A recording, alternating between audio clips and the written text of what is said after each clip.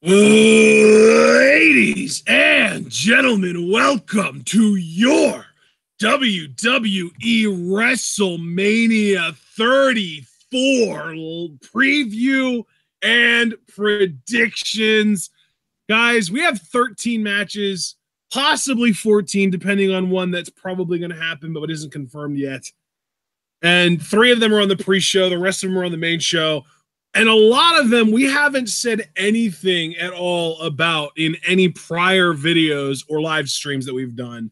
So we are going to have a lot to say here. You guys that are here for this, if you plan on staying until the end, you might want to grab some snacks, go to the bathroom, make sure that your bladder's empty and you're ready to do this because you might have to take a little bit of a deep seat. We went an hour 15 yesterday talking about 5 matches on a takeover card. We've got 13 or 14 matches to talk about tonight.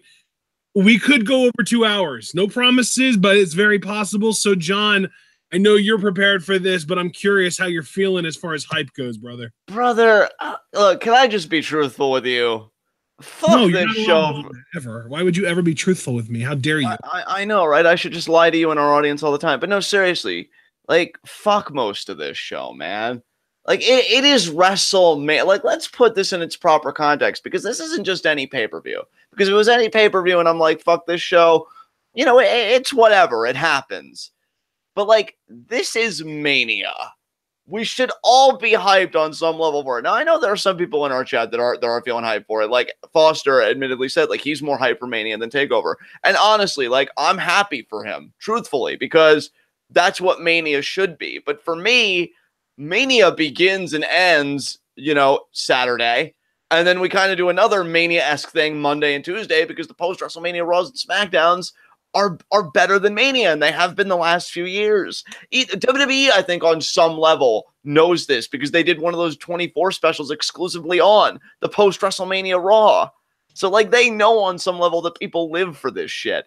And so when I look at this Mania, there are maybe, and we even kind of ran it down, I'm interested in the Raw Tag Title match.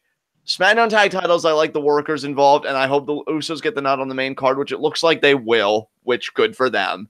Mild interest, if I'm truthful, in Nakamura Styles. I really don't care as much as everybody else does, and maybe that's just a me thing, and I can readily admit that. And just everything else, which I'll get to later in the video. But on the whole, I'd say my hype level, and I know we kind of exchanged numbers last night. I'm curious if they changed for you. But for me, I'm hovering around like that 4.5, maybe even a 5, you know, because maybe when we get more into the matches, I'll realize, oh, I like this more than I thought I did. But even so, a 5 out of 10 going on the more liberal scale, that's half. That's like a 50. That's an F by any grading curve. And just it blows my mind that that's the most I can muster up for this Mania. Hell, the match that I'm honestly probably looking forward to the most is the one that has the most ambiguity about it in Cena Taker. Like, God, dude, I just want to get through this Mania and get past it. I want to get to take over New Orleans and savor it. And then I just want to get to post-WrestleMania Raw and SmackDown and just embrace the ever-loving shit out of it and lose my goddamn mind and have fun with it. But enough prattle from me, because you can hear my frustrations and you can hear my discontent with this Mania and this card. What about you, dude? How are you feeling about this Mania? Well, here's what I'm going to say. Prior to yesterday, I was sitting firmly at a 4 out of 10 for my hype level, right? Right. You know, there are a couple matches, like you mentioned, and I'll also even add, I'm mildly excited for the 2 Battle Royals on the pre-show and the Cruiserweight title also on the pre-show. I'm very excited about the SmackDown Tag Title Triple Threat. That is like, I'm up for that match. You know what I mean? Right. I'm mildly excited for the Intercontinental Title 3-Way. I'm very excited to find out who Strowman's partner is. And I'm mildly excited about Cena Taker because I don't know if it's going to happen. If it does happen, that's the match that I'm most excited for. But until it actually is confirmed that it's happening, I'm only mildly excited because I don't know for sure if it's happening. And then as far as like the 4 big main events involving, you know, the 2 world titles and the 2 kind of authority figures versus talent kind of deals, really, I am excited to see Daniel Bryan in the ring again.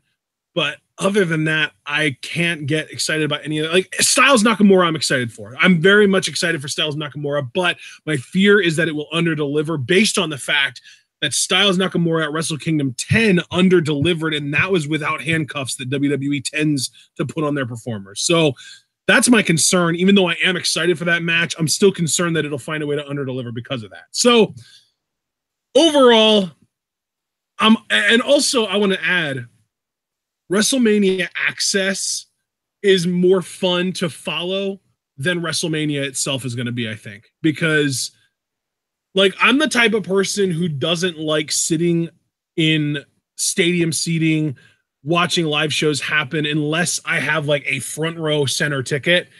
And if I were ever to go to, like, if WrestleMania would ever happen near me and I would be able to afford tickets to go, I might not even go to WrestleMania. I might get tickets to Access and enjoy all of those festivities. I would watch the takeover and then I would get tickets to the post Raw and SmackDown after WrestleMania. I don't think I would even want to go to WrestleMania, but as of right now, I think my hype went up a little bit since the last time we spoke. I'm going to give it a 5.5. You know what? That's fair. That's all your reasons are completely valid, and I think I even share in a good bit of them. It's just, man, and again, I know we went through it last year too, so it's not like that I'm unaware, but it doesn't make that this show is going to be 7 hours anymore okay. You know what I mean? Just because you go through something once doesn't mean you want to go through it again or are okay with the prospect of going through it again. You know what I mean? So I think that's kind of a drag too. I'm coming at the show with a lot of apprehension. But I'll also, at the same time, you know, to be fair to myself and to be critical of myself, like, I don't want to go in actively rooting against the show because I feel like I could be getting in my own way. Yeah, the self-fulfilling prophecy, man. You don't want that to happen. Yeah, exactly. No, and I totally agree. And just the idea that I'm displaying the self-awareness, I mean, I hope I can get some credit for that. But, like, you know, I'm trying to be aware of both my deficiencies as, like, a viewer and as a guy that WWE hasn't always, like, given me the best product, even though it has some of the best workers, as well as just the legitimate objective deficiencies that could be found in this Mania card. So I hope we really get to explore the latter in good fashion here in this preview predictions, and I'm ready to unpack this card when you are. And I know a lot of people have a problem with the whole 7 hours thing, but if you told me that we were getting a 7-hour Lucha Underground show or a 7-hour New Japan show, I would definitely be more hyped than disappointed. Yeah, I guess that's true, but like, fatigue is fatigue. I can tell you in any of those shows by hour 3, I'm going to start looking at my watch no matter how good the shit is. Like, it's just... Oh, man. I mean, we've watched 4+ hour New Japan shows, and I never get that feeling with them. And, I mean, I don't think an episode of Lucha Underground's ever gone over 2 hours, so I can't speak from experience there, but still. Right. We've watched 4+ hours of Lucha Underground straight before when we did our first season of Lucha Rewatch.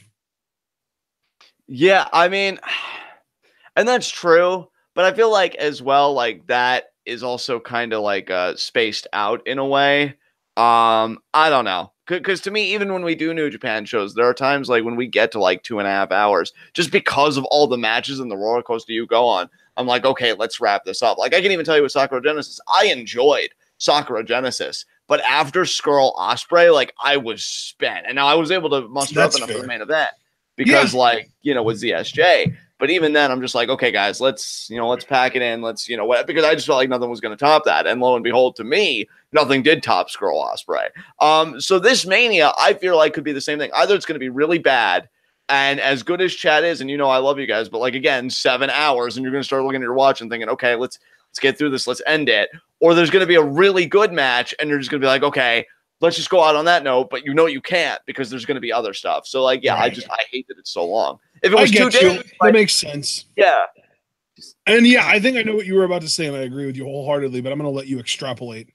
No, I was just going to say, like, if it was spaced out to 2 days, like we've been begging for forever, I would honestly be down. Honestly, I may even be a bit more forgiving on this card because, again, just looking at my own bias and me getting in my own way, I definitely feel like I'm crotchety about the time, and I'm not going to lie to any of you guys about that.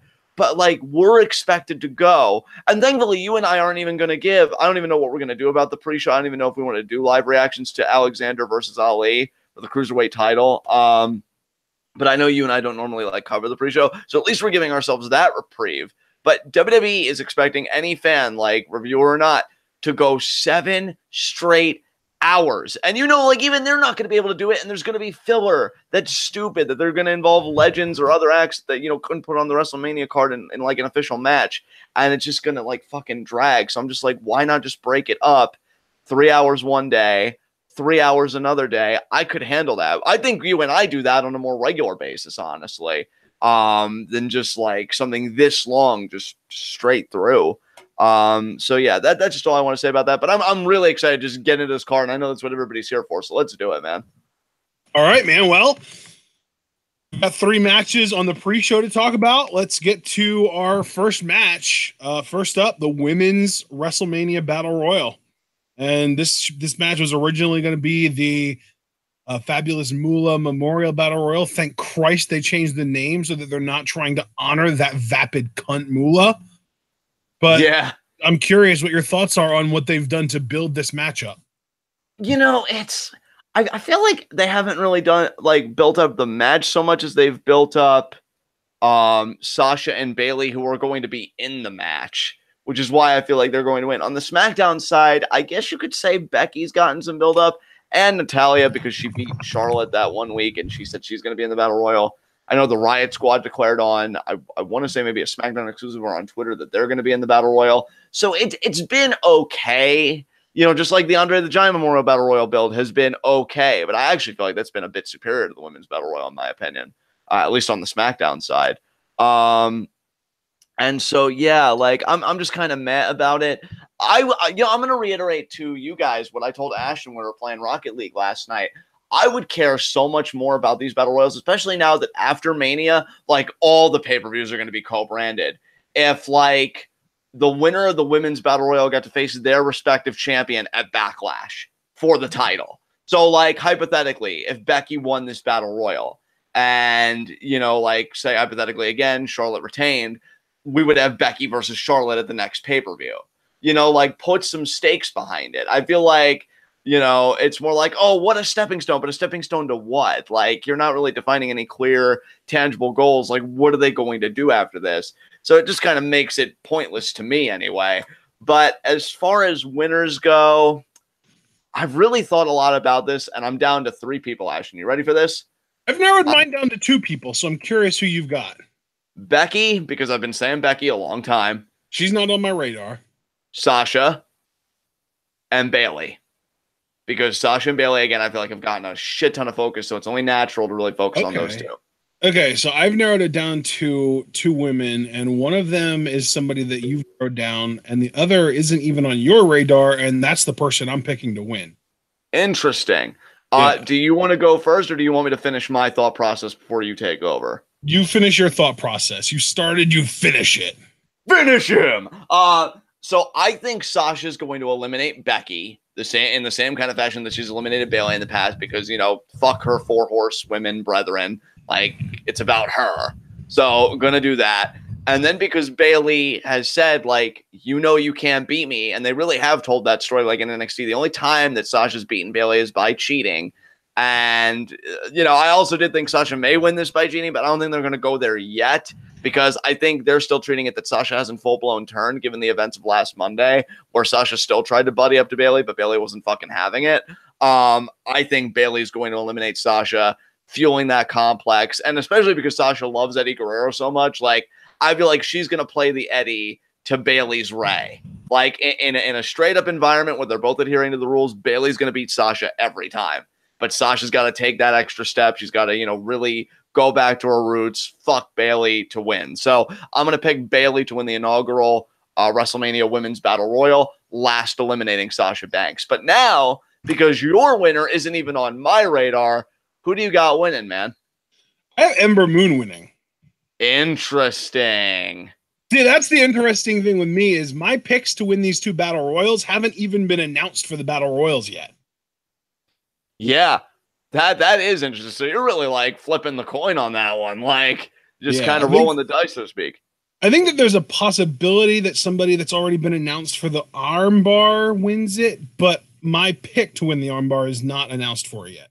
Right, that's very interesting to me. But yeah, as far as the women's WrestleMania Battle Royal, I narrowed it down to Bayley and Ember And I think Bayley and Sasha might cost each other. I think that Bayley's going to eliminate Sasha, and then Sasha's going to do the heel thing, pull Bayley over the top rope and eliminate her from the outside.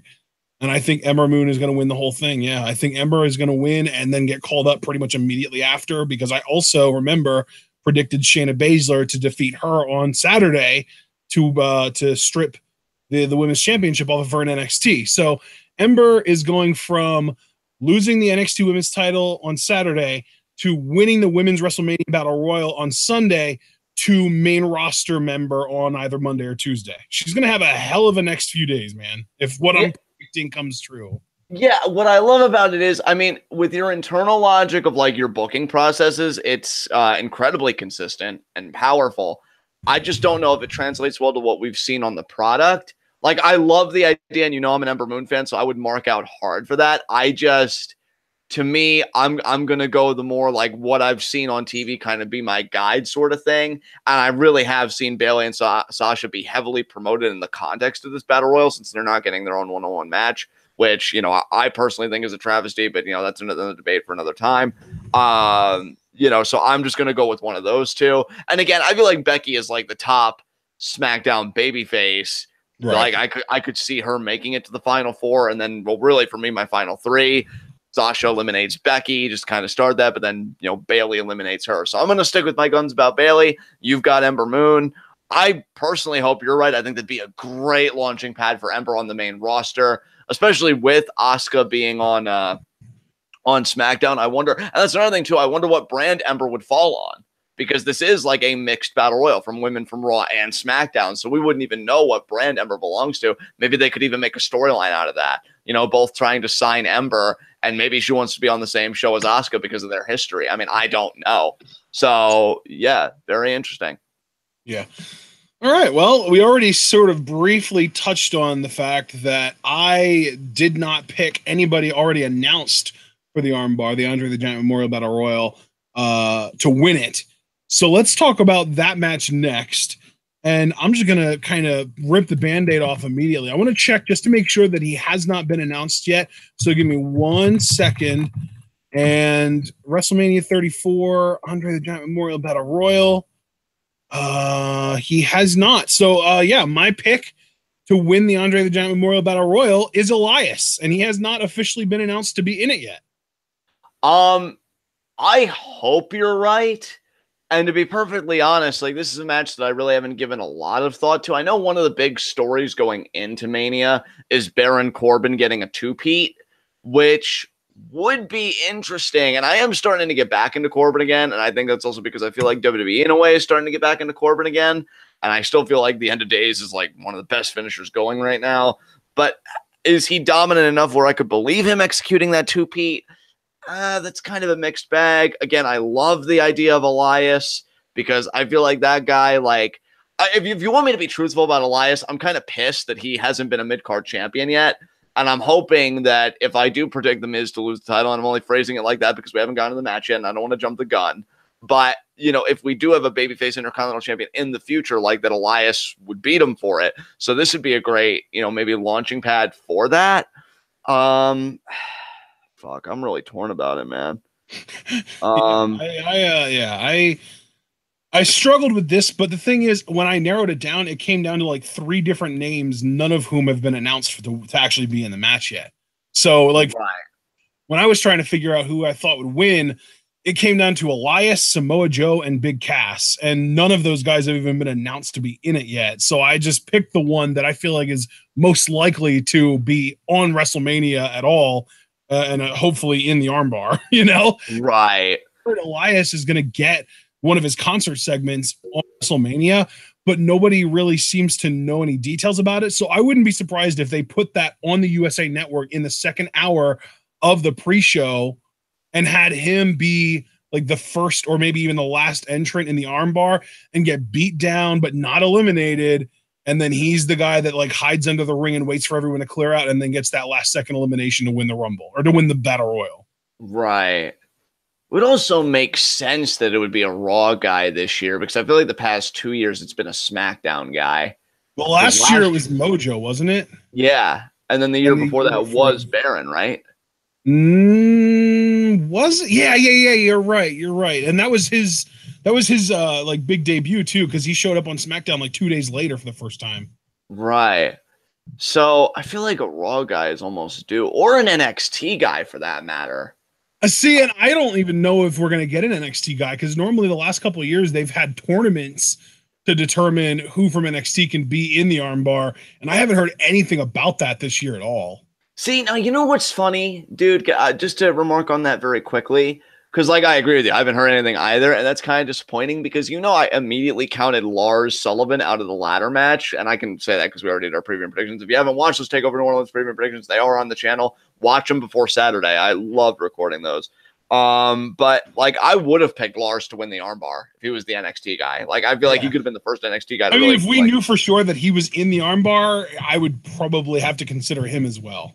Yeah, but unfortunately, I can't do that, and I'm not as bold as you, where I like want to go with somebody that hasn't even been announced for the match. Although to be honest, probably is going to happen for at least one of these matches. Yeah.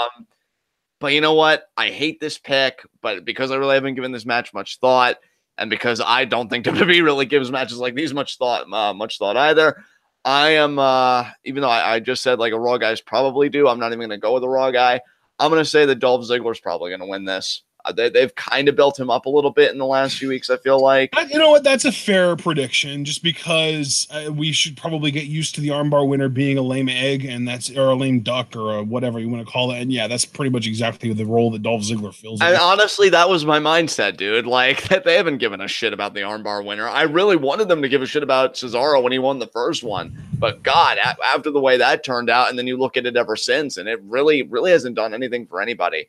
I mean, to be fair, Corbin winning it was kind of a big deal. Like, that was really cool. That was kind of a big deal. Right. And that was just 2 years ago. It's not like we have like this trend of lame duck winners, because it went Cesaro, then Big Show, then Corbin, and then Mojo. So maybe this year will be a cool winner, because like Cesaro was a cool winner, and then Corbin was a cool winner, and the every other year rule, where every other year it's either a lame duck or a cool winner, you know? Right, yeah. We're due for a cool winner this year, so come on, Elias, or come on, Joe, or whatever, man. Yeah, I mean, I hope you're right, man. Come on either count. So I hope you're right on either count. But yeah, I'm just gonna go with the fucking lame duck pick, and so I'm going with Dolph Ziggler. Yep, that makes sense. All right. Next up, we've got our final pre-show match, the most important pre-show match, the match that's so important that it probably shouldn't even be on the pre-show. It should probably be on the main show. But if you look at the main show, I don't know what main show match you would put on the pre-show in order to fit this one onto the main show. Maybe Bliss Nia, but I don't think they want to do that because of how much build it's gotten on Raw. I don't know. So, final pre-show match, Cruiserweight Championship Finals. Cedric Alexander versus Mustafa Ali. And I gotta pick. Actually, no, you know what? I went first for the armbar. You go first for this. I'm just gonna keep it short and sweet. Cedric deserves to fucking win. Yes. Like, all this shit. Yeah, all this shit this man's about. Okay, look, since you allowed me to go first, I'm never gonna look a gift horse in the mouth. I'm saying my fucking piece. All right. This fucking dude. I went back recently and I watched the standing O he got at the Cruiserweight Classic. And I'm going to be truthful. In my mind, for as much as I love Itami and other acts, and maybe I have even no authority to speak about this, Foster probably has far more authority than me to speak on this because he is an avid 205 Live fan more than I've ever been, and I can admit that. But I feel like you should have built the division around this dude. With the ovation he got and the performances that I know he can give, I really wish they would have built the division around this dude, but they didn't. It was TJP, what the fuck ever.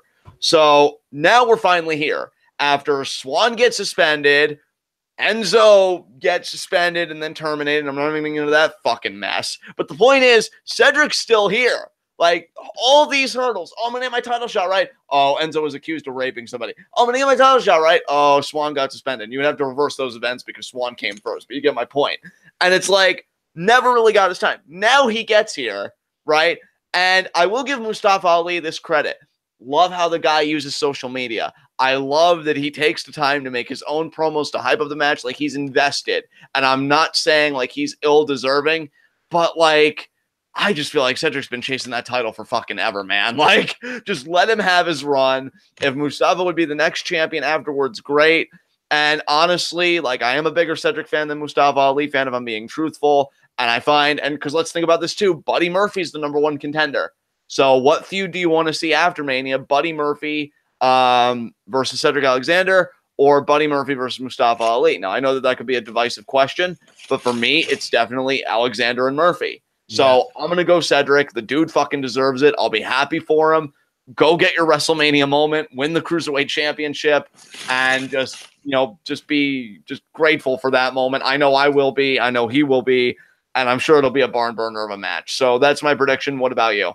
Go, Cedric, go. I'm with you, man. I'm picking Cedric as well. I like Mustafa Ali, but he's one of those guys to me where he's kind of like a Petey Williams type, where he kind of bores me in the ring until he hits his finisher. Finisher is always going to be cool because I just fucking love the imploding 450, or as he calls it, the 054. But when the finisher is the only part of your match that I care about, you need to work on your shit. And I love Cedric Alexander, and I care about his matches pretty much beginning to end for the most part. So yeah, I got to go with Cedric. There we go. That's the pre-show, guys. Let's get on to the main show. Yes. Guys, this is the crazy thing. There are only 2 confirmed matches happening on the main show that do not have championships up for grabs. And those 2 non-title matches are the huge tag team authority type matches. So we can't talk about those first, even though they're non-title matches. And the other match that isn't even confirmed, that also doesn't have a title involved, is Cena Taker.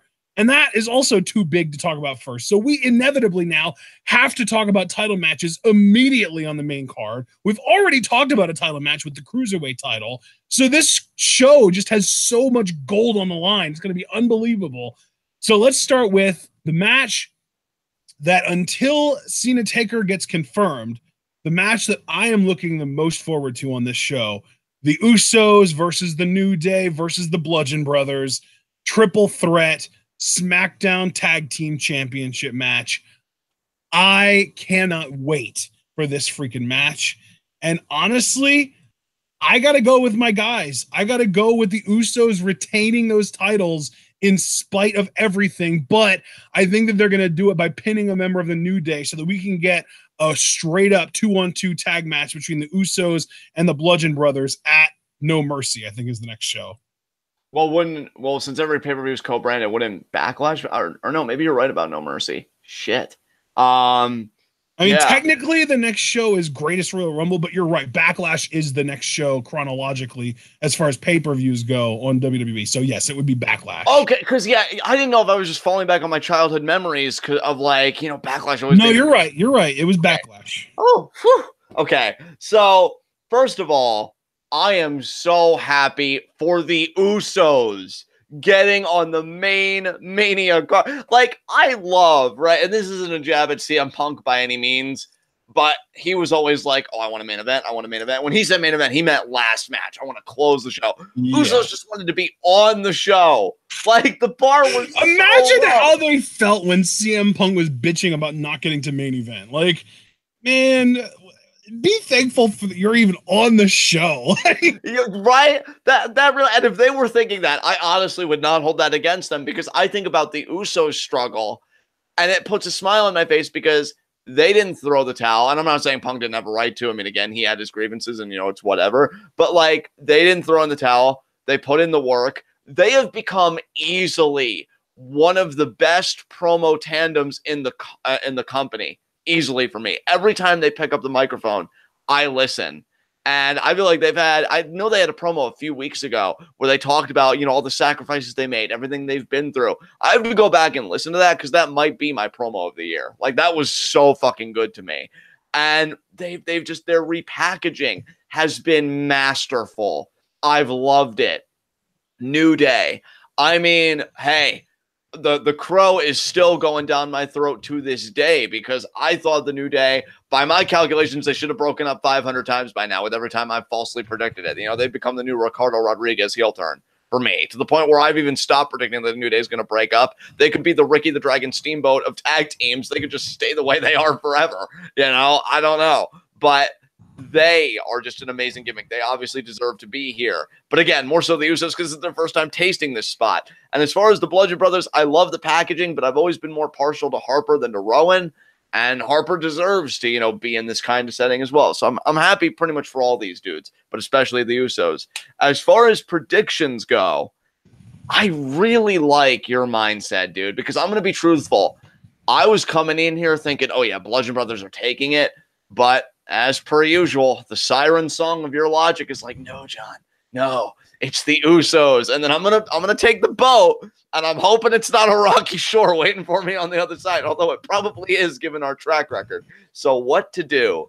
Do I join you in picking the Usos because you argue so persuasively? Or do I go with my own gut and say Bludgeon Brothers? And I think I'd rather be wrong on my own thinking than by abandoning my own ship. So I'm going to stick with Bludgeon Brothers, but I really do dig where you're coming from with it. Absolutely, because I do want to see a one-on-one program between Usos and Bludgeon Brothers. And so I'm going to pick them to win, and we'll still get that one-to-one program, but with the Usos just getting the return match. So the script's kind of flipped. That'll be my prediction. Yeah. All right. Well, do you want to kind of lock it in, your official predict? Because I'm locking it. I'm not jumping ship. AJ even said, "Don't do it, John." Like it's even become a running gag for our Twitter chat. Like, oh, is John going to do it? No, not this time. I'm sinking with my own ship. So there you go. I'm sticking with Bludgeon Brothers. Good. And you know, I already locked in my official prediction, which is Usos retain. So. Up next, let's move on. And actually, I just wanted to ask you: once the Bludgeon Brothers do win the titles in your world, do you have their first defense being just a regular straight-up tag match against the Usos, or would you do another triple threat at Backlash? I would do just a regular tag match with the Usos, but maybe just so that there's no like ambiguities, do a definitive number one contender match on an episode of SmackDown: Usos versus New Day. Usos win, and then it just clears the brushhole of the New Day right out. So right. Yeah. So before we move on to our next match, I wanted to kind of talk about, because I really do want us to talk about the build to each match and not just talk about the match and the prediction. I want to talk about how the matches have been built, because like I mentioned on last night's preview of NXT, we don't review Raw and SmackDown anymore. So all of our thoughts regarding the actual build to WrestleMania and to these matches happens in the Discord, and a majority of our audience doesn't get to hear that because the majority of our audience, as unfortunate as it is, isn't on Discord. So first of all, guys, get on the Discord. All you got to do is donate $3 a month to our Patreon, and we will invite you to the Discord, and you get to hear all this stuff way before everyone else. But for those that aren't in the Discord, I think we should talk build, and let's just backtrack a little bit. Cedric Alexander, Mustafa Ali, they had the whole tournament worth of build. I wanted to talk about briefly the tournament itself, including the debut of Buddy Murphy, which I have a lot to say about, and the sort of re-envisioned 205 Live with Drake Maverick in the GM role and Triple H kind of overseeing things. Right. So I wanted to kind of ask you, John, as far as the 205 tournament, do you have anything kind of to say about that, or you don't really have any opinions on it? I don't really have any opinions. Like, I love that they did it. I love Drake Maverick as an authority figure overseeing it. I watched not even necessarily full matches. Like, I just mainly watched the YouTube clips here and there because I was curious about Buddy Murphy's progress. And obviously Hideo lost early on to Roderick Strong, which was kind of heartbreaking because I'm so big on Hideo, but, you know, that's whatever. But, you know, I do feel like the road to the finals, like Cedric and Mustafa, that's been well done. And again, I will give Mustafa the credit of he's been working on his promo chops, and I think, you know, he's got a presentation going on and stuff like that, which I think is really cool.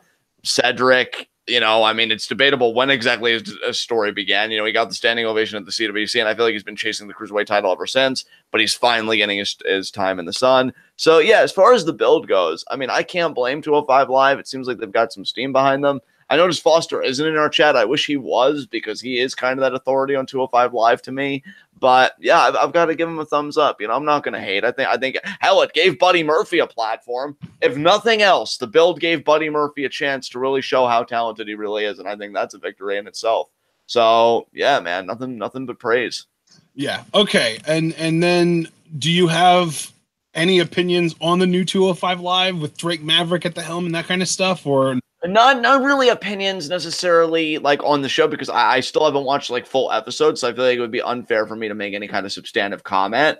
But I will say Drake Maverick is an authority figure. I think he's likable. I listened to his promo selling the finals, and it was so good and just so genuine. I appreciate him as an authority figure.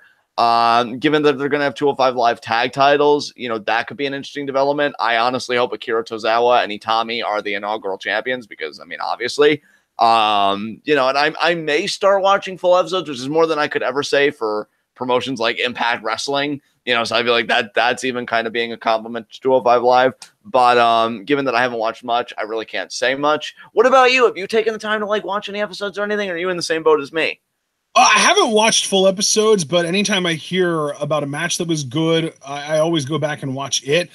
And honestly, the great thing about that is most of the matches in the last few weeks that have gotten hype as great matches were Buddy Murphy matches. So I've just watched those, and he's just amazing. I just love the man. He's a crazy athlete, and it's unbelievable that somebody that looks like him can somehow manage to weigh in at under 200 pounds. That's stupid to me. Like it's really ridiculous, but he's in just insane shape to the point that he probably could pass. Like if they wanted to, he could easily pass off as being like a 6'1", 225 pounder because he looks like one. And that's why I'm saying like it's crazy to me that he's under 200 pounds. And I don't even know if that's legit or if they're working his weight somehow. But yeah, he's great. I really can't wait for him to feud with, as we predicted, Cedric Alexander. And his finisher is basically like a pump handle variation of the whale hunt. And he calls it Murphy's Law, which is just a great name for a finisher. So yeah, I love Buddy Murphy. I think Buddy Murphy's great. And I actually really love Drake Maverick as well. I loved back when he was prominently featured on Impact every week, I would go back and watch just his segments from Impact on those weeks because I really love his work, even as Rockstar Spud. I think he's a great talent, great actor. And speaking of acting, the promo that he cut asking people to tune into WrestleMania early to watch the pre-show so that they could see Mustafa Ali versus Cedric Alexander, one of the best promos we've seen in the WWE in a while. And the thing is, this is coming from what is basically a GM character at this point. It was great. He was a great talker, great actor, great, facial expressions, body language, everything. He's just excellent at everything that doesn't have to do with being big and looking like a wrestler. You know what I mean? Absolutely. I completely agree with that sentiment wholeheartedly. All right. So then, since that kind of covers the Cruiserweight build, let's talk about the three-way tag title build. I got to tell you, man, the promo that you mentioned from the Usos and then the one that kind of caught Big E coming back with like a genuine serious promo, and it wasn't like your typical New Day haha fun promo. That was an amazing moment on SmackDown Live as well. And we I don't know if we even talked about that, but I just wanted to bring that up because Big E cuts one hell of a promo when he tries to get down to serious business. Oh, absolutely. Those guys have worked the mic well, and the Bludgeon brothers, even though I believe that Harper actually does have a good talker somewhere in there, given the character, they're not really known for that. So I thought the beatdown that they did at Fastlane to Usos and New Day, like that was their contribution to the build. And it seemed like a worthwhile one at that. The Bludgeon brothers are the threat. I love that, the focus has been on that they really are the team to beat despite not having the titles. Like they are the biggest obstacle here. And, so yeah, I feel like all three teams have come off really well in the build. And, I have to, tip my hat there to SmackDown Live for really pulling that off. So good shit. All right.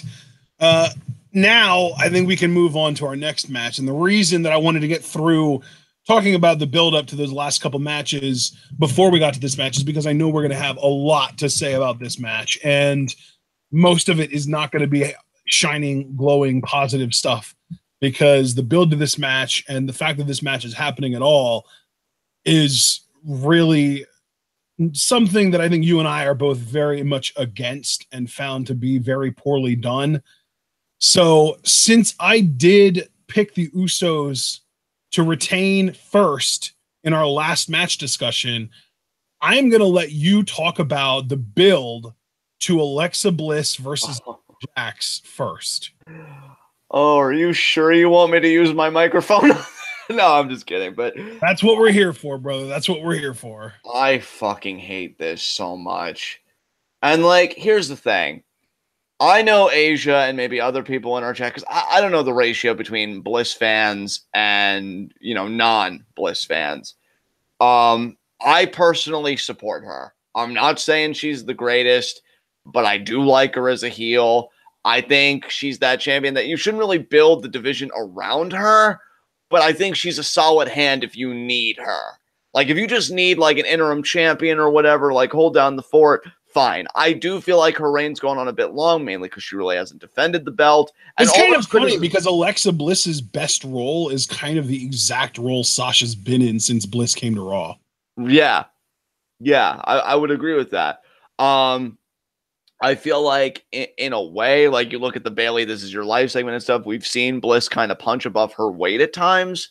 But still, like, that doesn't make me anti-Bliss. You know what I mean? It just makes me realistic. The same way that I know you support me, but if I was to tell you, oh, Ashton, I'm going to try out for the local football team, like, you know me, you know that's a bad idea. So yeah, it's not me being anti-Bliss. It's just me being truthful.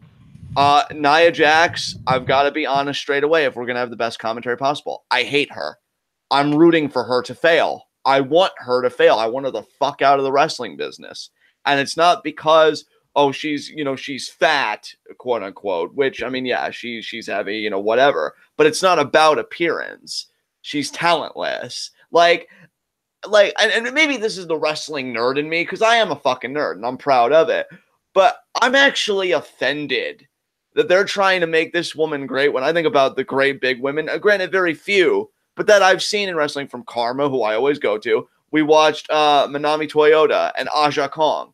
Aja Kong's a beast. Fucking Nia Jax couldn't lace Aja Kong's boots, okay? And, like, they're making this woman seem like this really big deal. And it just offends my fandom sensibilities. I do not care one fucking iota for this woman. And when you try and go, and see, here's what bothers me, right? You try and go the fat shaming route by making Alexa Bliss the prototypical bully, which, to be fair, this isn't even the first time they've treaded this ground. A lot of the stuff she said to Bailey was stuff from a Bailey, have you ever even kissed a boy? Like, I remember that she said that to her. So, like, this isn't foreign ground for Bliss. This has pretty much been her character since day one. So at least it's consistent with the motivations. But, like, really?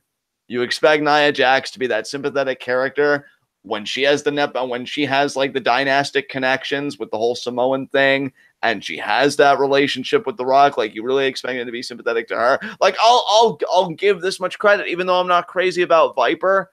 If you would have put Viper in this position, or I guess now it's Piper in the NXT system, but if you would have put Piper in this story, like, I feel like that probably would have come off better to me, because I'm not thinking about the nepotism, at least, you know? So I'm like, okay, this is a person that's just been grinding and she just happens to look this way. Bliss is just being really petty and stuff like that. And I know on an objective level, they're probably really happy to have this match with each other, because I know they're really close outside of the ring. They're best friends, this and that. And so I guess just the human side of me, I'm like, good for you guys, I guess. But at the same time, this is for the championship. Like, this is our Raw Women's Championship match. And this is the best piece of shit you could come up with. Like, I'm just angry on every front. I'm angry because Nia's in it, and I think she's talentless. I'm angry because even though I like Bliss and I'm not anti-Bliss, her reign has gone on way too long, and I think it's just punching above her weight. I'm angry because Sasha and Bailey are in the Battle Royal rather than being in the championship match with Sasha as the champion. Right. Or hell, even Bailey as the champion and Sasha turning to beat her for it, one or the other, which really none of that should even be considered, because I really loved your initial booking idea that it should have been Asuka versus Sasha the whole time. And we just didn't even get close to it. And you know that I was thinking the whole time, yeah, like, Asuka's going to jump ship, and we'll talk about that match later. So everything about this match angers me. I hate it. I want to fucking nuke it to death. And do you know what might even be worse than the fact that they kind of built this around the fact that Nia is being fat shamed? What's that? Is the fact that the woman doing the fat shaming had legit anorexia growing up. That's right. Oh my God. Thank you. Because I actually forgot about that. I remember. Yeah, Alexa Bliss legit dealt with anorexia when in high school. Yeah. Yeah, like, Jesus Christ, guys. I have never, like, it's not even apathy, because apathy by its definition is feeling nothing. I am feeling a visceral fucking loathing for this match's existence, both because of just the parts of its existence, you know, and I've already gone through that, and also because of what we could have gotten to counter the existence of this match. So I'm just feeling the loathing from both forces colliding. And so finally it's like, okay, John, shut the fuck up and pick a winner, which I will, because who's going to win this now?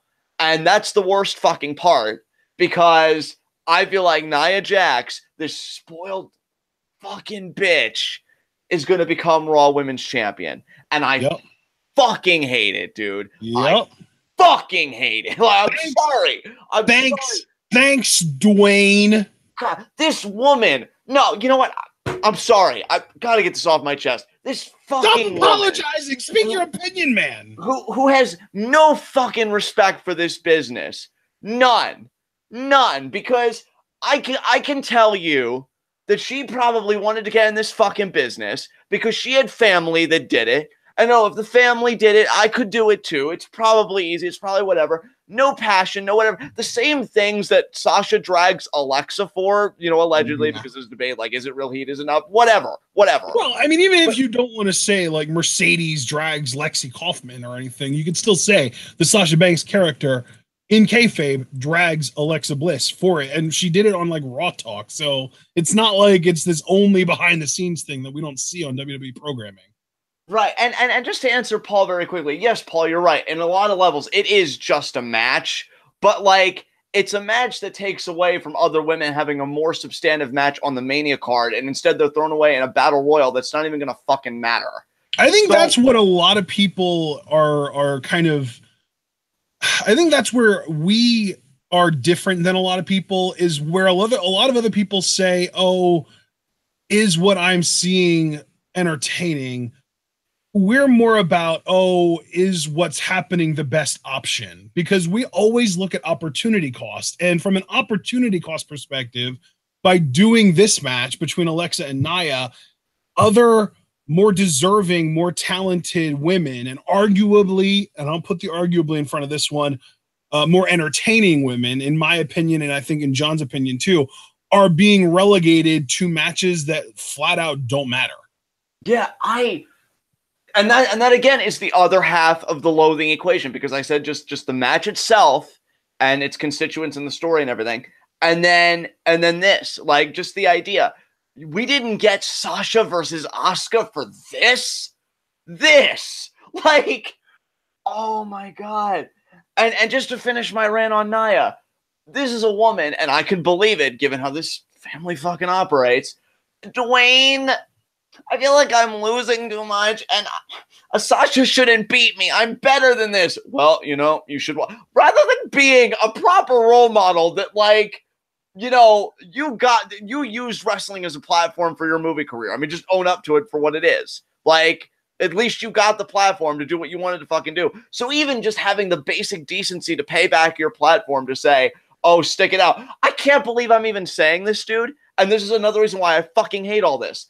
Alberto Del Shitbag was a bigger person than Dwayne Johnson, because he told Andrade, don't leave. You'll get your moment and you'll make your money here, when Andrade wanted to leave. He said, no, dude, stick it out. Stick it out. You'll get yours. And Dwayne, who could have said the same thing and been like, look, that's not professional. Stay. You'll get your due. He's like, nah, you should walk. Like, in a universe where I credit Alberto Del Shitbag for anything, fuck you. Just fuck you. Fuck you. You know what's really funny too? You know how, like, whenever we're talking about the women and how in WWE women tend to have a shorter shelf life and they don't usually last into their 30s, I always like to bring up, oh, well, Charlotte's only, like, she's only going to be around for a couple more years because she's already like 32 years old. Like, she got into the game late, right? Yeah. Nia Jax turned 34 in May. Jesus Christ. And like, this isn't her first option. This isn't even her second. This isn't even her. This is like her fourth option at the most. Like, because here's the thing, guys. Nia Jax went to college. She's well educated. She played college basketball. That was her first option. Then after she graduated college, she wasn't good enough at basketball, so she went into modeling as a plus size model. And then I can't even explain what happened. If I had to guess, I would assume she got too big for plus size modeling, because next thing you know, she ends up at the Performance Center trying to be a wrestler. And she's been wrestling for like less than 3 years now. And already here we are. She's about to win the Raw Women's Championship on WrestleMania. Like, what? So, you know what? It may be, and Paul, I love you. I love you so much. You're amazing. And, you know, you say that it's just a match, and I can understand that line of argument, but, like, I've been watching this shit for 10 plus years, and I have seen these women, like, work their fucking asses off. I mean, these same women that are thrown in this battle royal have dreams one day to main event WrestleMania. I've got my own fucking, like, qualms about that, too. That has nothing to do with their dreams, but about the politics surrounding the dream. And these politics are at fucking work right now, making them in a battle royal that doesn't even matter. It doesn't even explicitly say, at least you'll get a title shot after this. And the fucking title shot goes to this entitled fucking bitch. And a woman who, again, I'm not anti-Bliss, but has been champion way too long, and her talent level does not meet having a championship reign of this length and going to be at a Mania stage. Bliss should be in the battle royal. All right, full stop. And this whole thing's a fucking travesty, and they're just going to put me out of my fucking misery, or at least intensify it, is probably the better way to say it, when Nia wins the fucking belt. Because there's no way Alexa's winning here. Dude, in all honesty, I wouldn't be surprised if this was like a squash match. In like 3 minutes, she beats Bliss. Yeah, I think a lot of people are saying this match is going to be similar to what we got between Chyna and Ivory at WrestleMania 19, I want to say, or 17 or whatever it was. Right. I forget which one it was. I think it might have been 17. Yeah, that was Mania 17 that we live reacted to. And you know, I really don't care for her. I mean, hell, we just had somebody in chat being like, "Oh, you know, you're just going off the whole Dwayne thing." Even if you put that aside. Yeah, that's the thing. Like, even if you ignore the Dwayne situation completely, you typically would expect for people to get into this position via the merit of their work. And we've seen nothing but bad work from Nia Jax. She can't act. She can't talk. She's a shit tier wrestler. And which is to be expected because she's only been doing it for 3 years. But that doesn't mean you put a title on her and hope she gets better. What if she doesn't? There's a much better chance she doesn't get better on the main roster, spending more of her time actually, you know, traveling than getting better. There's a better chance of her not getting better than there is of her actually getting better on the main roster. And, you know, so that's the thing, is it's all about whether she earned this spot or not. And it's pretty clear to us, at least. Now, obviously you can disagree with us, and that's perfectly fair. And if you want to debate about it, then, you know, at me on Twitter, I don't really care. But the thing is, Nia Jax has been wrestling for 3 years, less than 3 years, technically. She started in May of 2015, so less than 3 years. Nia Jax has botched on multiple occasions in live matches on Monday Night Raw within the last calendar year. Nia Jax is literally only getting this spot because of her size and her relation to a bigger deal than her wrestler. And right. It literally is just a matter of she's not a good wrestler. She's not a good talker. The only reason she's getting the spot is because of her size and her family. That's all it is. There's no other reason for it. She didn't earn it. She's on Total Divas, which a lot of people have pointed out. Like, WWE pushes women that are on Total Divas more than anyone, and we've seen that bear out pretty clearly, with the exception being Charlotte, because I don't think she's on Total Divas. But, like, that's kind of where we are now, is Total Divas is kind of running things. It's kind of ridiculous. And yeah, I mean, so even if you put the Dwayne stuff aside, I don't think her talent level matches her push. Not even close. And if you disagree with that, I mean, obviously that's fine. We welcome that. But I think this match is a fucking travesty. I want to puke. I hope it's a squash match so I don't have to suffer too long. and the belt's going to go to Nia. And yeah, to answer the build question, I didn't even think about Alexa having anorexia. That just makes it even worse on so many levels, because how must Alexa feel on some level being like, wow, I went through this and now like I'm expected to say it. It's the same way when they used to pimp out like dead wrestlers, like, oh, Ray, Eddie's not in heaven, Eddie's in hell, or Batista saying Eddie's dead. Like, it's just, I don't know. Like, if these are the routes you have to go, you just need to get more creative to me, but obviously they didn't care. So that's the match. I've said everything I want to say. Unless you have anything you want to add, we can move on. All right, man. I think we both officially predicted Nia to win, right? Yeah. So before we move on to our next match, who do you think her first opponent after Bliss is going to be? Given that Asuka is on SmackDown now, and I think that's the case even if she loses to Charlotte, like she should be SmackDown official because she chose the champion. Or no, is that not the case? Because I don't know how that works out. I don't know. I'll say, because they probably want to run with Nia as a face, which is going to be so weird. But there are a lot of people saying that her sort of the feud that she's going to actually drop the title in is going to be her versus Ronda, and she's going to have to be heel for that. But so it really depends on sort of how soon you expect that feud to happen, if you see it happening at all. Yeah, they're not just going to turn her back into being a heel, though, instantaneously to me. So you know what? Right. I'm going to have a bit of fun with this, because Lord knows I'm not having fun with anything else involving this. I'm going to pull a U in a sense, and I'm going to go out there with something that hasn't even been confirmed to happen, but I would like to see happen. I would like to see Nia as this babyface with the belt have to deal with two other bullies, but I feel like who do it better than Alexa Bliss in a more entertaining way. I think Nia will have to contend with the Iconic Duo, and particularly Peyton Royce, because she's always the go-to. So I'm going to say Nia versus the Iconic Duo for her first big feud. You're killing me, man. I'm sorry, man. I can't really think of anybody else to be worthwhile. I think the Iconic Duo can handle it because they're great heels. So there you go. Yeah, that's the thing. They're great heels, which means that, they should probably win the title, but they won't because it's Nia and it's WWE. Yeah, so that's where I'm coming at with it. So, yeah. All right. So I'm going to say Charlotte gets Superstar shaken up back to Raw, and she is Nia's first opponent. All right. Interesting. Okay. I like that. The reason I'm saying that is because I think Ember Moon, I already predicted her to win the Women's Battle Royal, and I'm going to say she goes to SmackDown, and she is Asuka's first challenger. All right. Wow. You're really making big moves, dude. I love it. You're not holding anything back. All right, so up next, we've got Randy Orton versus Bobby Roode versus Jinder Mahal versus Rusev. Holy shit. You said you had kind of a rant about this match when you were teasing it initially. I want you to go first on this big time. Did I say that? Because really the only thing I have to say is why? Like, Randy Orton as U.S. champ, fine, that's cool.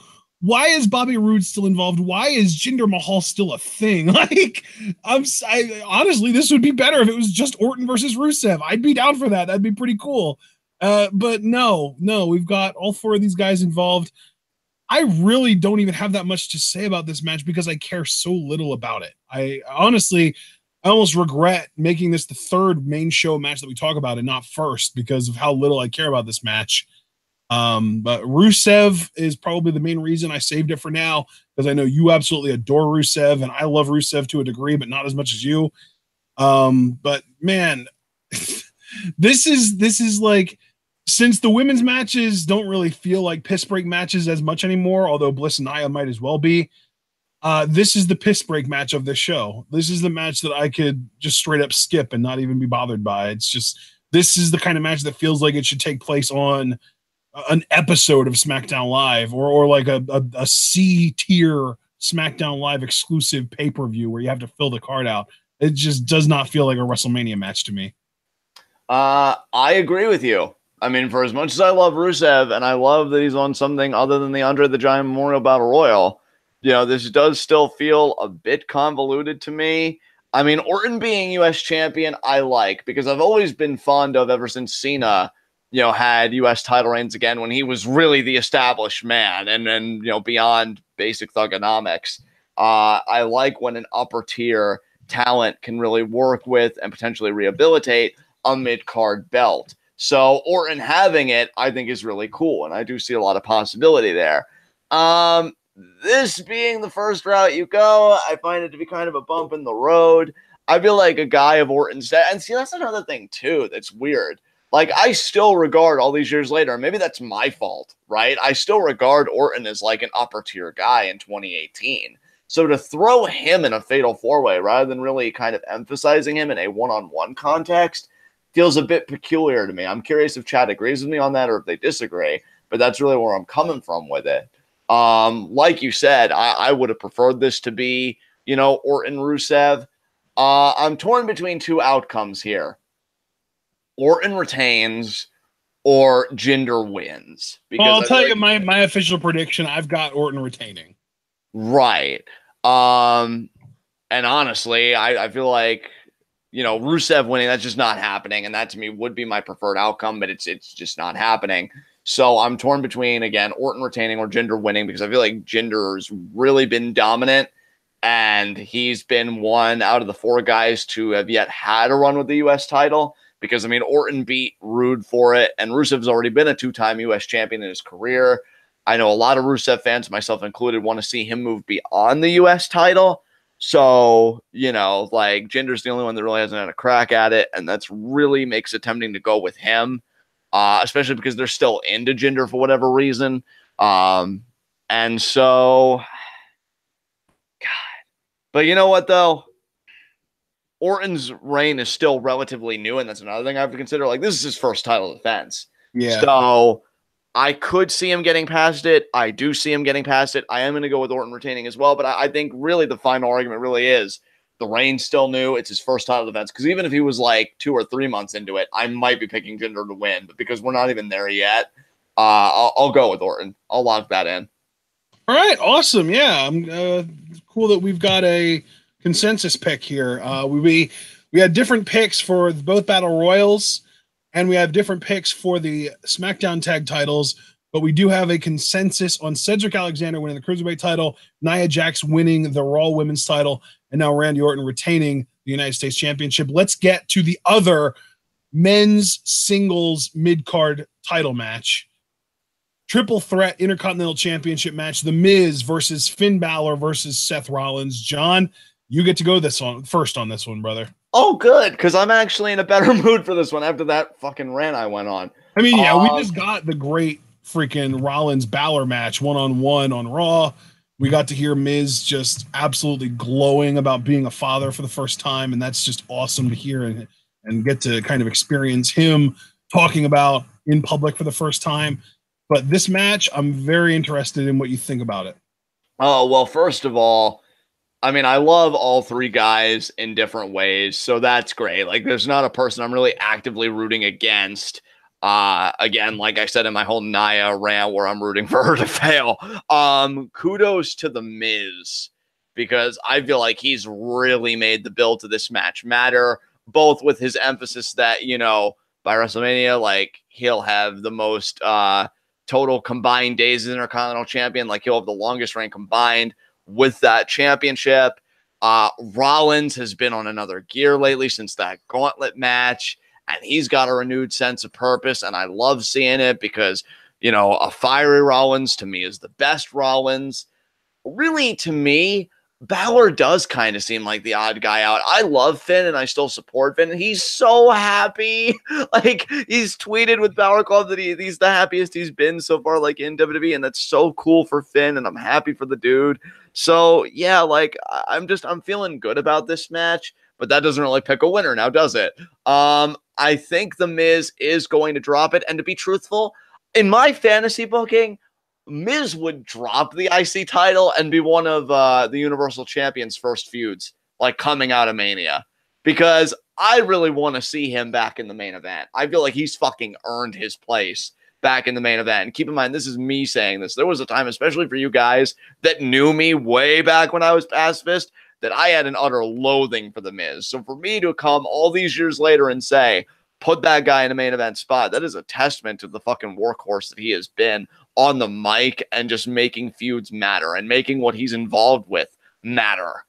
So I would elevate him to the main event. Unfortunately, I don't see that happening. What I do see happening, and here we go, is Finn Balor wins because I feel like, you know, Miz and Seth have been really focused on it. It's not that Balor's been neglected, but I feel like he's a bit more under the radar than the other two. So I think he's really going to come out, win at Mania, and after he wins the Intercontinental title, he'll obviously have the return match with The Miz. And then as far as the first feud beyond that, I'd love Elias. I keep wanting to see Elias in the IC title picture. So maybe that would work out. I don't know what they would have planned for Balor, but I think he could be an amazing Intercontinental champion, really what the belt needs, in my opinion. So yeah, I'll say that Balor wins, and where they go from there is anybody's guess. Now, what do you think about this match? I'm going on a little bit of a different route for this match because I absolutely love the way that they have built all three of these men. Rollins has, and really the guy that I think has been the least built is the one that I'm picking to win for a different reason. But they've done a great job with Seth, his performance in the Gauntlet match, and everything that he's done since then really has been excellent. The Miz is just ace all the time on the mic, everything. Finn Balor, though, let me tell you, man, Balor's build hasn't been great, but I think that is a little bit of a dark horse reason as to why I'm picking him to win this match. So you and I agree then. Balor for new Intercontinental champion, it sounds like. But my reasoning is I think he's the demon for this. Oh, okay. And I didn't even consider that. It is Mania. Exactly. Like, why would Finn Balor wrestle at WrestleMania in a championship match and not bring the demon out? Oh, the demon body paint clashing with that Intercontinental gold is such a fine aesthetic that I'm envisioning. Yes. Yeah, you've got to do it. Needs to happen. Yes. Yeah, completely agree. Completely awesome. 1000% agree. Yes. Awesome. I love that we're on the same page there. So yeah, we both picked Balor. And after this, here's the big thing I disagreed with you about in your entire diatribe that you went on. I don't want The Miz to be one of the first title contenders for the Universal title after this show.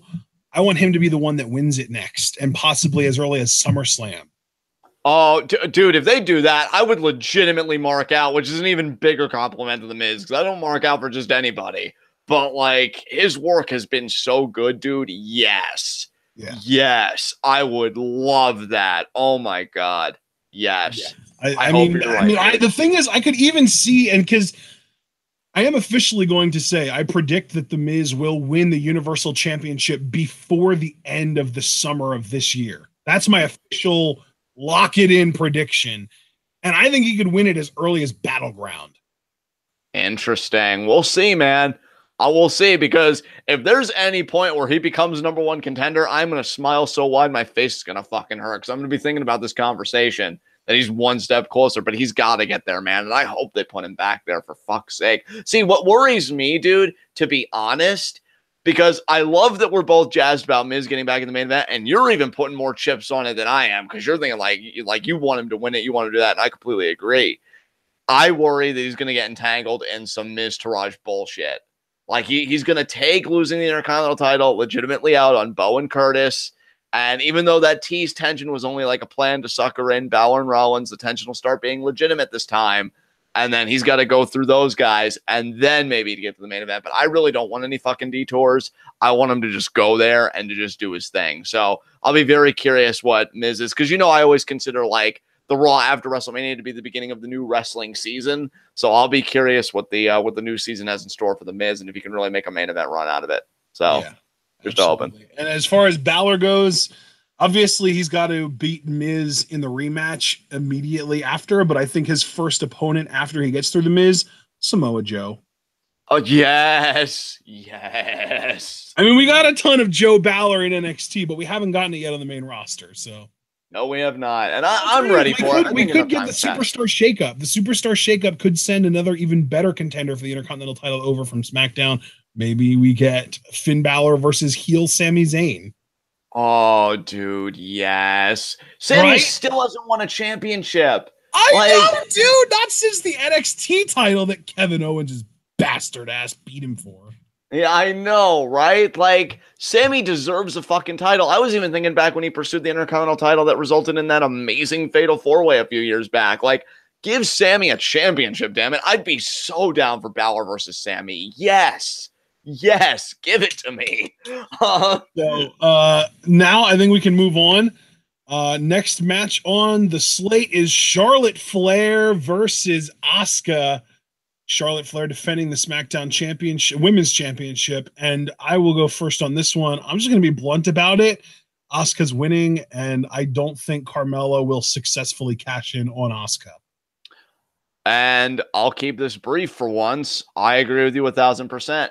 The only difference I would make is an addendum, but this is more subjective. I want Carmella to succeed because I think the heat she'd get from being the one in whatever Asuka's number currently is and like her first loss would be astronomical.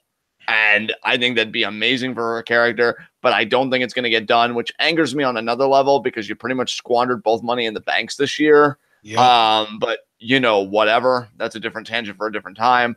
Yeah, as far as the build, I actually kind of take umbrage with the build a bit because you still wasted so much of Asuka's time on Raw, even after like she picked Charlotte, you really should have made Asuka like SmackDown exclusive to me to really draw interest. But I think it really says something about her profile that like she's still on both brands and she's still doing this shit. Like it's Asuka. She's this attraction that you see everywhere dominating. It's actually funny you bring that up because I think that one interesting out that the WWE could have here that hasn't been discussed, Carmella could pull a Seth. Carmella could cash in while the match is happening to make it a triple threat and pin Charlotte to win the title. Asuka remains undefeated, but now Carmella's the champ. Right, and see, this is where I get, because I love that idea and I love that reasoning, but the whole time when the mixed match challenge was going on, every time the Miz was threatened with being pinned, commentary would always say, oh, if Miz gets pinned, that's the end of Asuka's streak. So, right, like, because Asuka would have lost that match because she would be on the losing team. But if you don't get pinned in a triple threat, you don't lose or win the match. It's just neutral. Gotta remember, Asuka, if being in a match and not winning it means you lost the match, Asuka lost a battle royal in NXT. We got a $2.99 super chat from Jackie. Asuka wins, LOL. Carmella continues to do nothing. Wow. So you don't even think then? Oh, and we got another super chat, I think, just now here. Yeah, we got a £4.99 super chat from the Chiefin. If Carmella pins Asuka, a part of me will die inside. Hopefully, it is the good fellow in me. Yeah, I don't know. And see, can I just say too, we still to this day still see people talking about Carmella cashing in on a Raw champion. Why? I don't get why people keep coming back to this. Can somebody explain this to me? Well, I mean, James just said that in chat, so maybe he can explain it to you. I don't get it either. Yeah, something, because I keep seeing it from different people, not just James, but like other people, and I don't understand like where that logic is coming from. So yeah, I honestly don't. And that's another thing, Carmella. I'm glad Asia pointed this out in chat. Carmella is now the longest reigning Money in the Bank holder ever. Yeah, that's crazy. No one has ever held their Money in the Bank briefcase longer than Carmella. So I wonder, though, if that is counting starting from when she initially won it on the Money in the Bank pay-per-view or starting from when she won it back on the first post-pay-per-view Money in the Bank match or when she defended it against Becky that one time. Dude, and her even holding that long, maybe an indictment on the internal workings, of like SmackDown's whole thing. Because it definitely because it really feels like she's just directionless since Ellsworth left. Yeah, because I even heard recently from an interview that Corbin gave that he learned that he was cashing in Money in the Bank the day of the show. They're like, you know what, we're going with it. And then you saw that ended up like Jesus fucking Christ. So ideally what I would want, Asuka wins, but Carmella successfully cashes in because again, that heat, and then you finally get the monkey out of the back. Like Asuka's going through her first loss. Now she needs to find a character outside of her streak. So I feel like it opens up a lot of interesting possibilities, even more so for Asuka in the end, because it's almost like an existential crisis. Who am I without my streak? And then she has to kind of figure that out. You know what I mean? But I do think she's just going to run through Charlotte and then Carmella. So then they can also add that she turned back a Money in the Bank challenger. And like, if Asuka just isn't just period beyond gender your superstar of the year after this year's up with everything she's been doing, from winning the Royal Rumble to winning the MMC to doing what we think she's going to do and winning 2 matches at WrestleMania, one being a cash-in, like her push is on steroids. PW Gregory actually just said in chat, this is a really good point. Asuka and Nikki Cross were in that elimination triple threat match, and she didn't win that either. And that's also when they stopped referring to Asuka's streak as a win streak. It's an undefeated streak now, and that would maintain. That's I'm going to throw 2 options out there.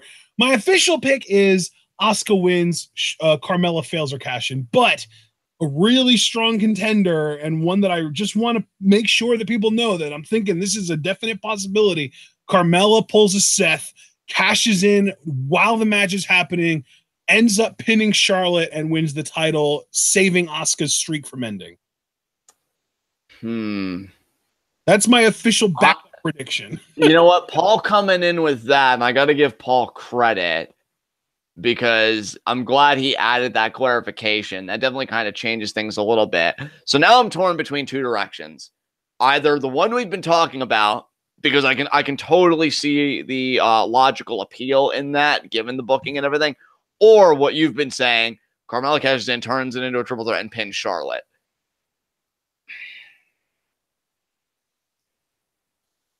Do you want to just do what I did and have your pick be your pick and then call the triple threat option your backup prediction?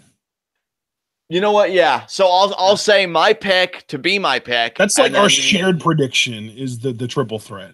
Yeah, our shared prediction will be the triple threat, but my pick to be my pick is Asuka runs roughshod. And the reason I'm gonna side on that is another reason that I've been telling you about lately. I think WWE has some major plans to like make some moves on the Japanese market this year.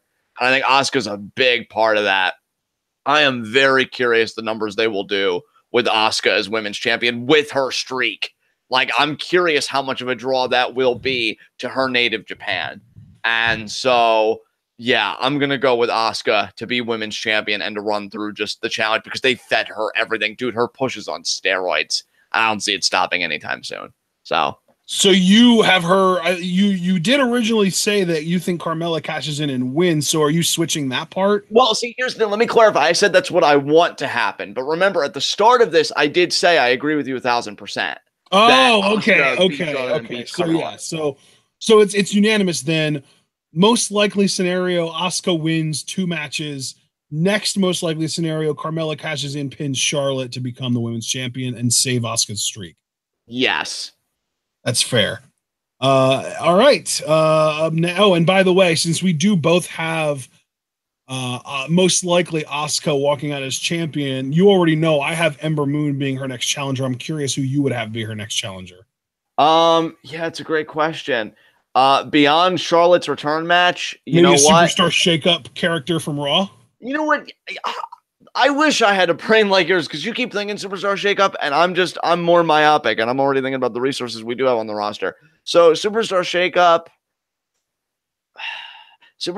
I actually do like your idea of Ember. So I'll tell you what, I'll do a superstar shakeup pick and then just more pick that I would have gone with originally without really thinking about the superstar shakeup.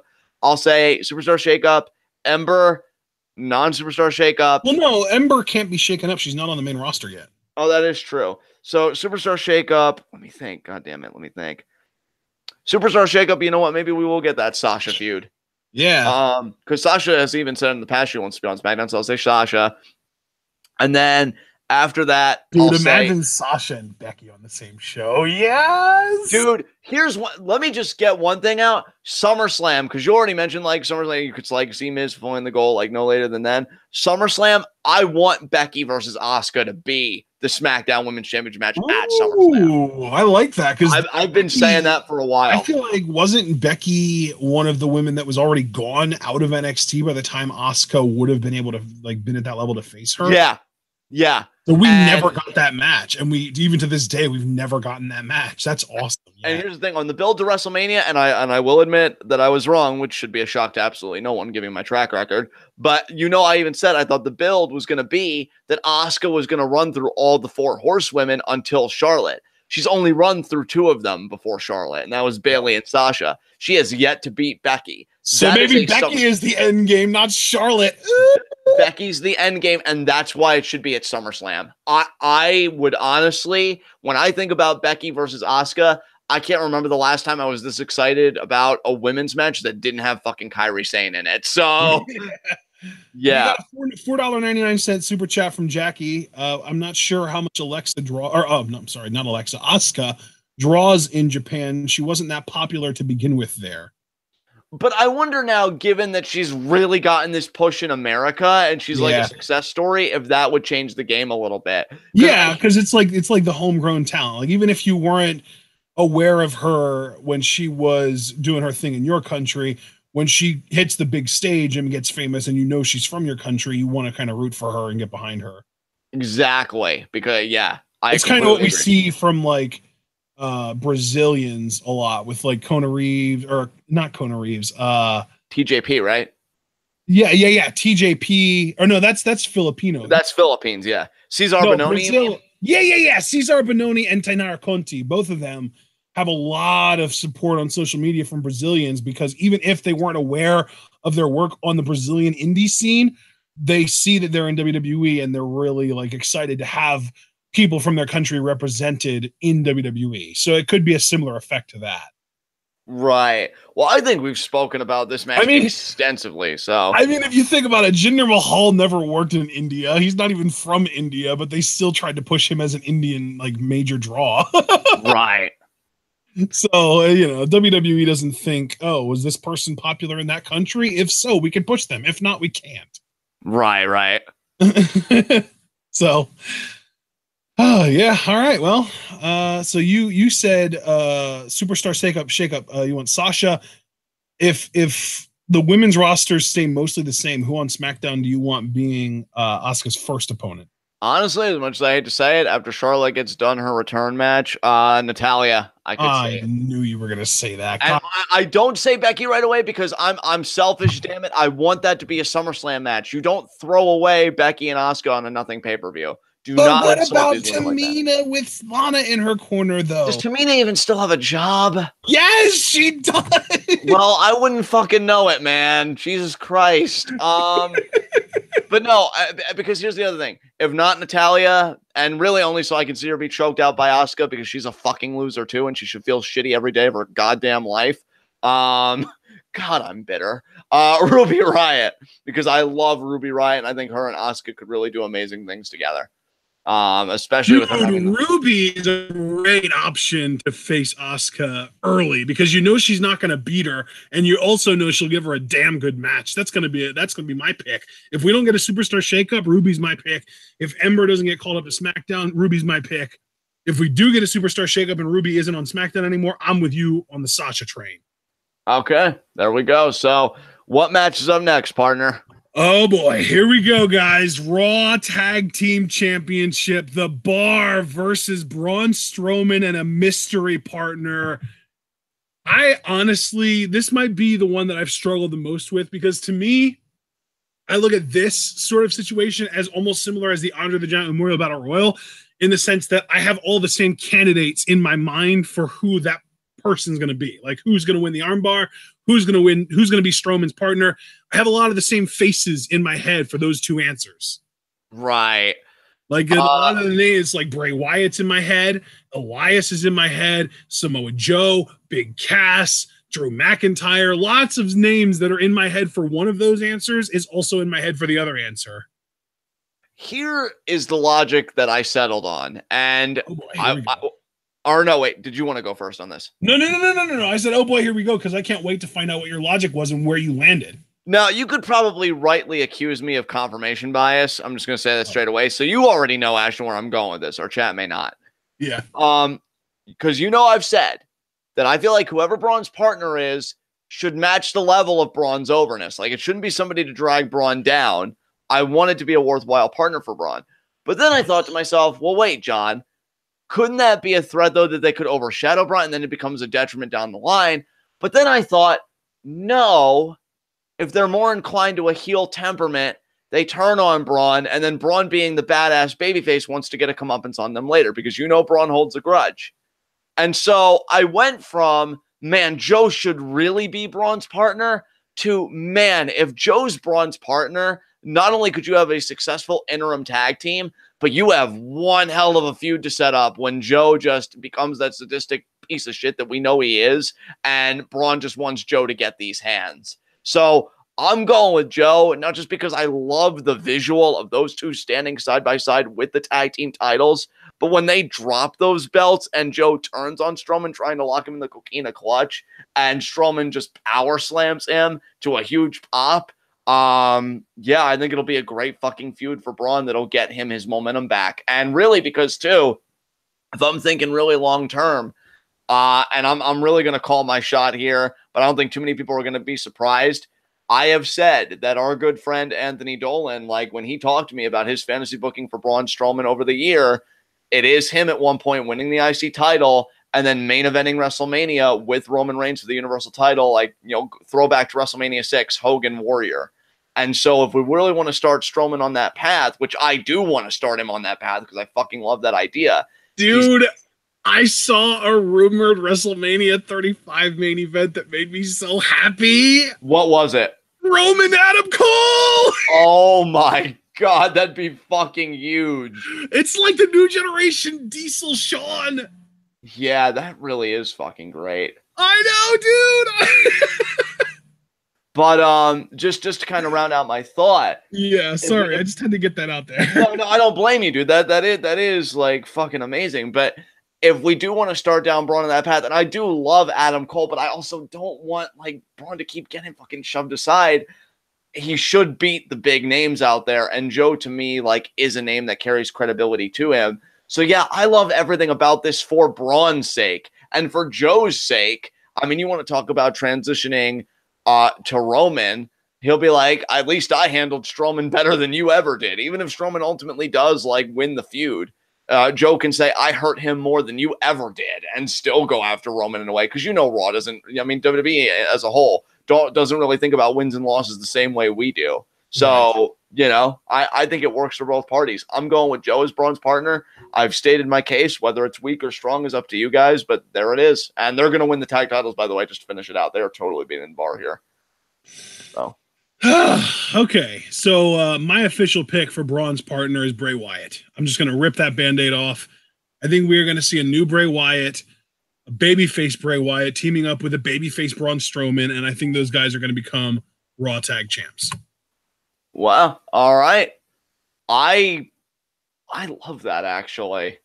Not as much as the Joe idea, because I feel like Braun and Bray, like Braun's become his own man, and it's going to be like interesting, the power dynamics with Braun and Bray, which actually may make it a bit more interesting in a way. But with Bray, I still have them losing the tag titles to the Authors of Pain within like 3 months.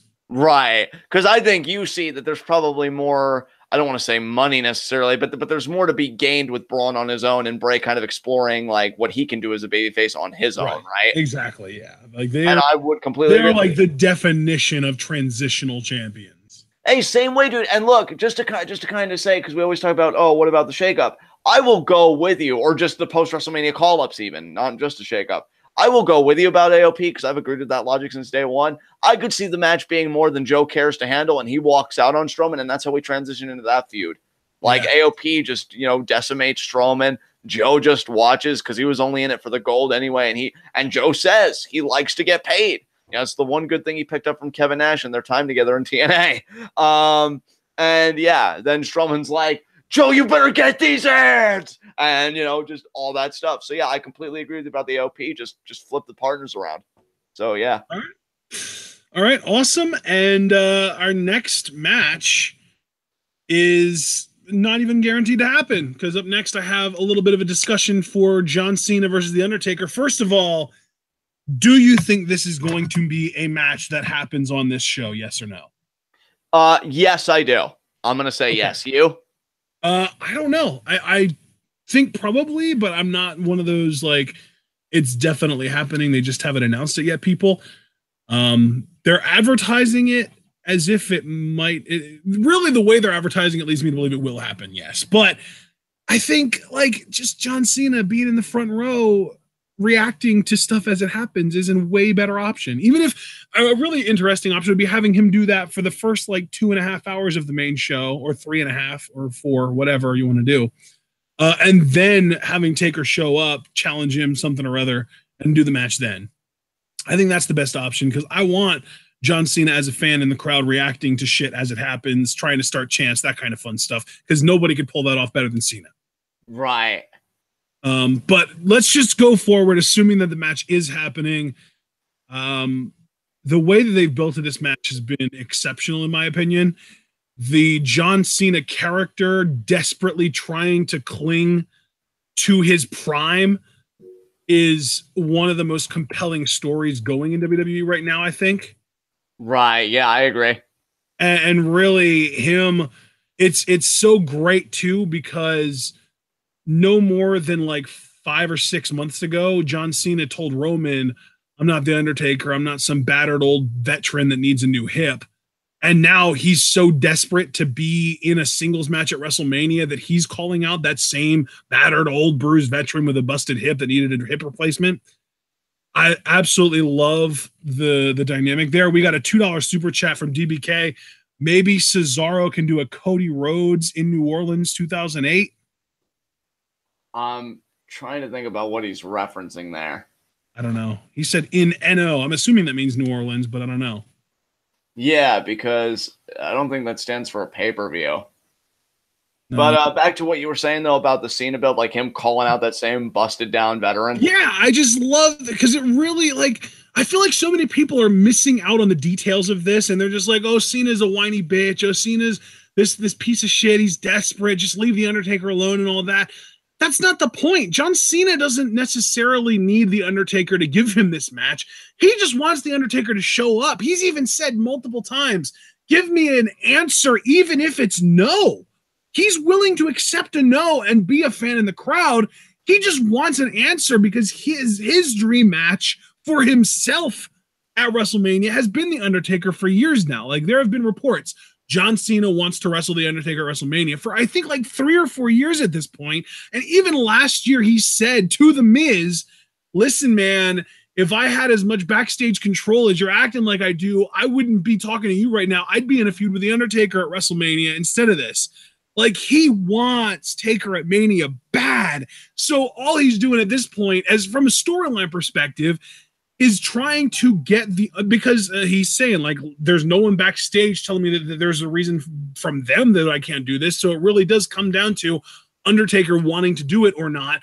I want to do it. Taker, if you want to do it, let me know and we'll do it. If you don't want to do it, at least have the courtesy of showing up to tell me you don't want to do it. You know, that's the whole thing with Cena. And I freaking love it. And his segments are the best segments on Raw every week. And they are. If it's not his, it's Braun or Elias. Those are the best segments on Raw every week, is Cena, Braun, Elias to me. And honestly, dude, again, like, that may be the biggest indictment in a way of this WrestleMania card is, like, and I know that it's more just the build rather than objectively, but, like, your best build is a match where the whole idea of it is its ambiguity of whether it's even going to happen or not.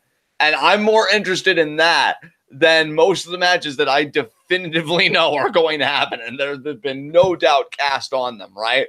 And I really have to credit Cena for that. His mic work has been exemplary. I know, you know, Paul and Jed just got done saying, like, oh, Cena promos bore me. I think Cena, when he is serious, and even when he's comedic but infusing it about a serious subject matter, like, he can be fire on the mic. And I feel like he's been nothing but that in this whole feud. Now, do we want to talk about, since I believe the match is happening, I guess I should talk about who I think will win the encounter. And this is where my logic probably greatly deviates from a lot of people, because I actually have Undertaker winning that match.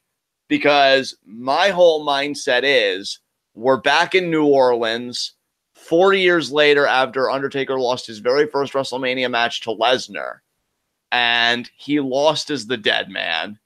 And I could see him returning as the American Badass and setting things right in New Orleans, the place where he suffered his first loss, getting potentially what could be his very last WrestleMania win. So bringing it all full circle. Yeah. And I could even see Cena beating him too, and I wouldn't mind either way. That's the beautiful thing about this match is, first of all, it's going to be probably, in my eyes, at least the best Undertaker match since WrestleMania 29.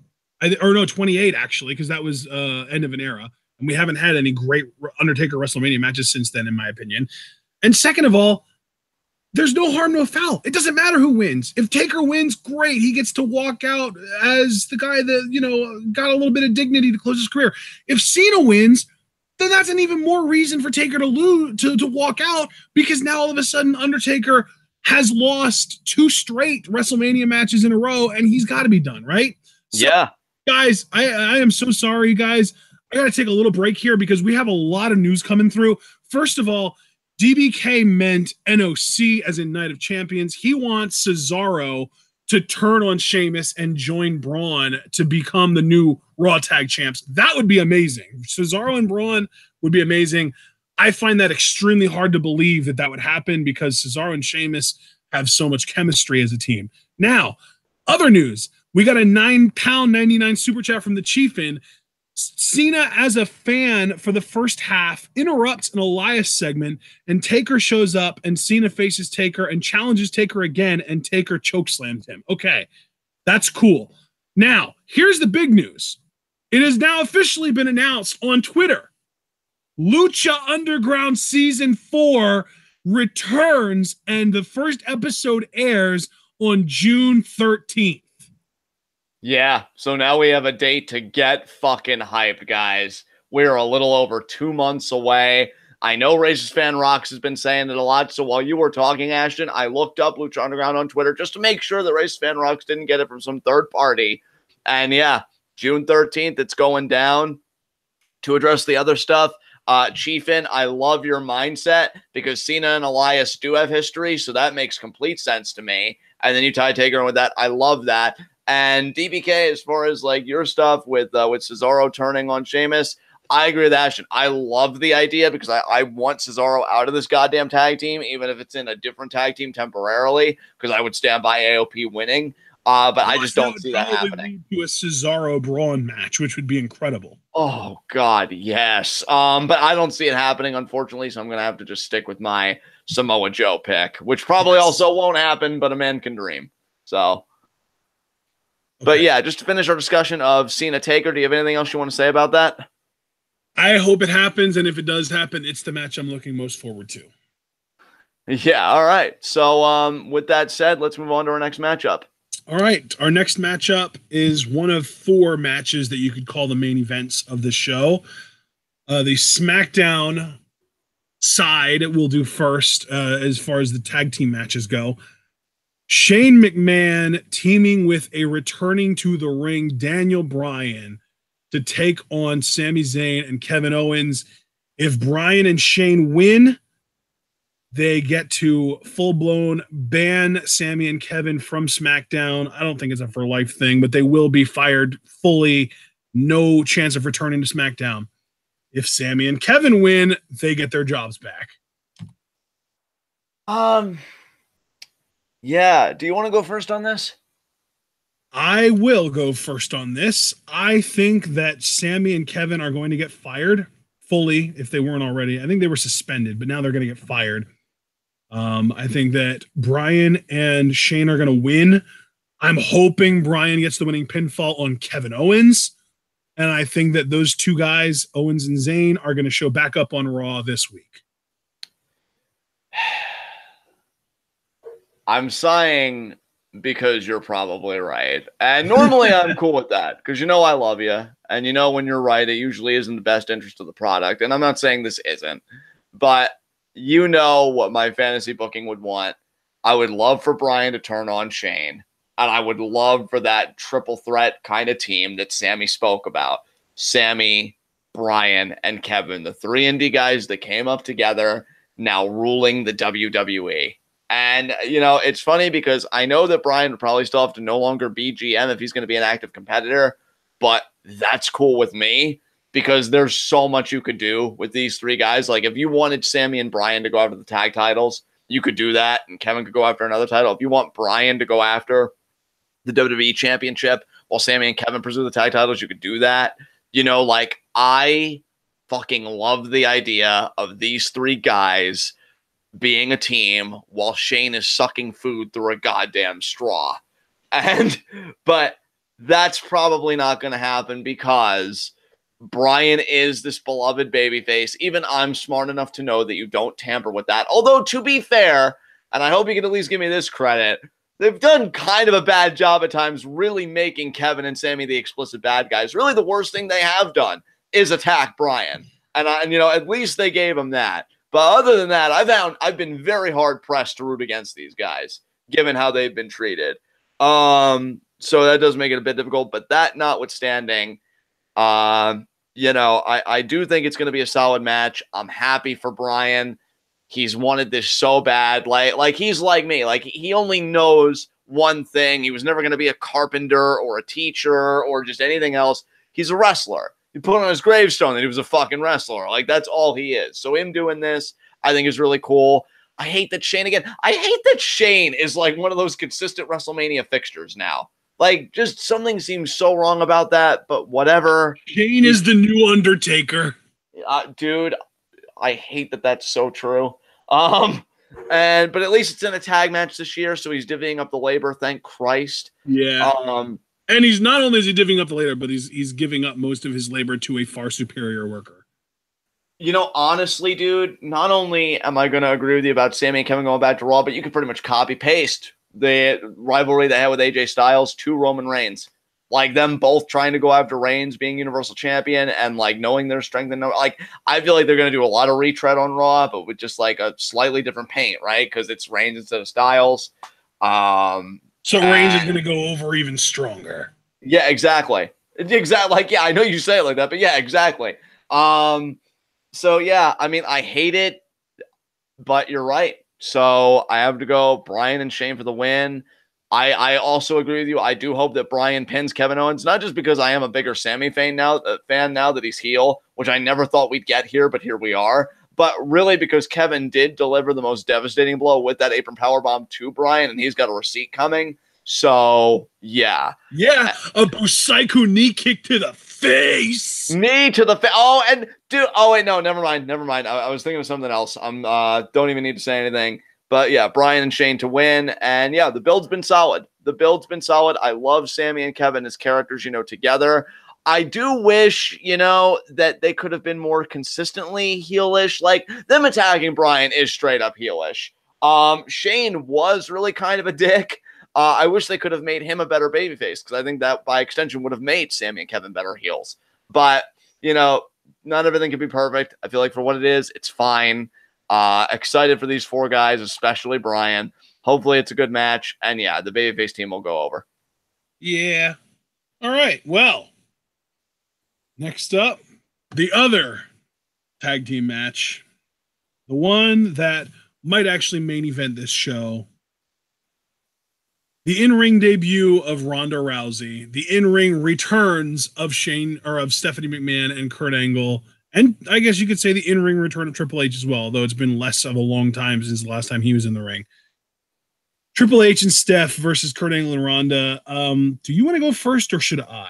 Actually, here's the thing, and I'm not going to spoil it because these are your words, not mine. I don't want to take your own voice from you. But given what you told me about this match, and I think you know where I'm going with this, but I'm not going to say any more. I'm curious if you changed your mind about what you initially told me. I did, yeah. You did? Okay. Well, then still, though, floor is yours. So what John's referring to is there was a point that I was prepared to pick Triple H and Stephanie McMahon because they could portray it as WWE versus UFC. And in those situations, Vince refuses to let his company do the job. But they haven't gone that route with this at all. They've really made it more about the personal stuff. They've tried to really focus on Triple H and Stephanie wanting to manipulate Ronda. The old, what Kurt Angle said at the last pay-per-view, talking about, oh, it's been 3 years and finally we own the bitch, that kind of thing. Wow,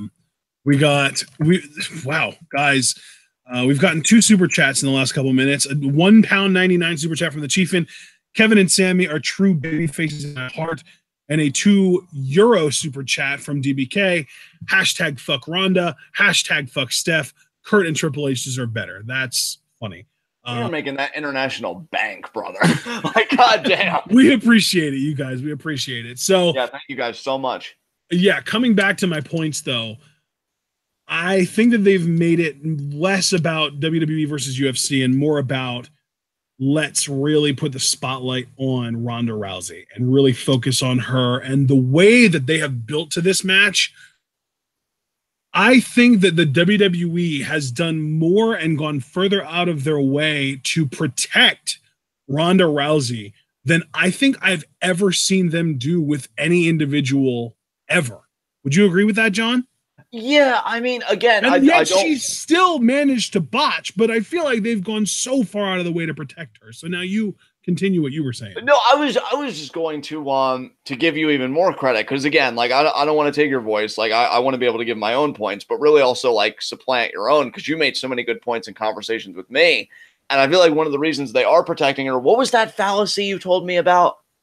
The sunken cost fallacy. The sunken cost fallacy. Yeah, explain that to our audience because I feel like that was a great line of argumentation by you that I think should be because I thought that was amazing and I didn't want to take credit from you. So the sunk cost fallacy means when you've invested so much money or time or money and time into something that ends up not working out, you continue to try to make it work out even when it becomes clear that it's not going to because of how much time and or money you've put into it, and it becomes more and more of a net loss as you continue to try and make it work. It happens a lot, and really the reason that I know the term in general is because of football, because if a player gets drafted high, they get chance after chance after chance after chance, and they have to fail on multiple occasions to finally have the team give up on them. Whereas if a player is drafted low, it's the opposite. They don't get as many chances and they have to prove that they are good in order to get that opportunity, as opposed to the higher picks who have to prove that they are not good in order to lose their opportunity. Ronda Rousey is the ultimate example of the sunk cost fallacy. Because the WWE had to pay her so much money to sign her to this contract, they are forced to try and push her in front of audiences before she's ready because they need to get as much of a return on their investment as quickly as they can. And it's failing miserably so far. They are doing everything in their power to set up her situation to benefit her, to set her up to succeed, to make her look good, to get people invested in her emotionally. And they're doing a wonderful job of it. And if you would put literally any other female in the WWE in her position, she would be getting just as many cheers and just as much of a positive reception as Ronda has been getting. That's my problem with this, because we need to remember WWE doesn't have good writing most of the time, but we've already seen what they can do when they put their mind to it. When the WWE put their mind to getting Charlotte Flair over as the best thing since sliced bread, they fucking did it. They gave her great content on her promos. They had her as a heel being protected like a babyface in most of her matches. She tapped out a bunch of opponents. She had a pay-per-view win streak. When the WWE really sets their mind to get somebody over, they are fully capable of doing it, and they are really, really good at it, especially if the performer is somewhat competent. My fear with Ronda Rousey is that it's too early to the point that she's not even at that somewhat competent level yet. And it might be a year or two before she gets there. And by then, people will have stopped caring about her. All right. Is there anything else you want to say, brother, or is the floor mine? Go. All right. Ronda's terrible. Just open. Basically everything I just said summed up in 3 words. Yeah, I'm sorry because I really didn't want to piggyback off you, and I feel like I just did. But no, Ronda's terrible. In fact, just to kind of add on to what you're saying, I don't think she's really improved Raw viewership at all on the episode she's been on. No, she definitely hasn't. There's no doubt about that. She hasn't had any drawing power. Do you know who legitimately does pop the Raw rating more than her? Who? Fucking Batista, who they couldn't bring in to be her partner when they should have, and blew the deal, and they never even gave Batista a courtesy call to let him know they were going in a different direction. You know what? Look, since you just brought that up, I have to do this quick aside. I mean, we've already taken so much time. I mean, what's 2 more minutes going to really kill? Like, fuck you guys for how you treat Dave Batista. Seriously, because this fucking dude at his age right? says if I was to come back, I want a full run, including house shows. Doesn't have to fucking do it for you people, but loves the WWE so much. He's like, no, if I'm going to come back, I want to commit. Right, like full time. Like he wants to be back. He wants to work house shows and everything. I respect the shit out of that. And because Dave said this, and I have no reason to call the man a liar, he said that when he was talking about, like, oh, Guardians of the Galaxy, apparently Triple H and Stephanie, like, laughed in his face and said, oh, Dave, you don't even know that movie's going to do well. And it's like, you have done nothing but belittle and treat this man like shit when all he does is love the business. And, like, it's the same reason I never understood why people gave Jim, like, in the business, gave Jim Ross such a hard time. Like, he's your fucking announcer. Like, I don't understand how you know this. And Batista is like a genuinely good talent, especially as a heel, and you just treat him like shit. So fuck you. Well, the thing is now, here's the beautiful thing, dude. This is what really blows my mind, right? The WWE, before Guardians of the Galaxy, they were like, all right, well, we know that Batista is popular with the kids. We'll bring him back. We'll give him a run. We'll promote his movie. Not only did they give him his run and then turn him heel within a couple months because the crowd wasn't into him as a face, they never promoted Guardians of the Galaxy once while he was there. And then it went on to be a huge success. And the second one was a huge success. And now we are literally 3 months away. 3 weeks away, not months, weeks, 3 weeks away, 21 days to the day away from what might end up being the highest grossing movie in history being released in theaters, which happens to feature Dave Batista in it as Drax the Destroyer, and they're not interested. Yeah. Who's fucking laughing now, idiots? Saying that in that critical thing. You all volunteered for this, idiots! Well, you all volunteered to tell Dave to go fuck himself. So fuck you. And continuing that fuck you, this is the horse you back. Now here are 2 points that I want to address that seem so common. One, dude, imagine if it was Batista sitting next to Ronda at that Q&A session instead of Kurt Angle. Maybe he would have gotten her name right at least, instead of calling her Rowdy Rousey or whatever Kurt called her. Yeah, he would have either gotten her name right, or, and I wouldn't have blamed Dave for this for the record, he would have fucking corpsed over how bad this woman is. Like, oh dear God, thank God I'm here. Because here, 2 things.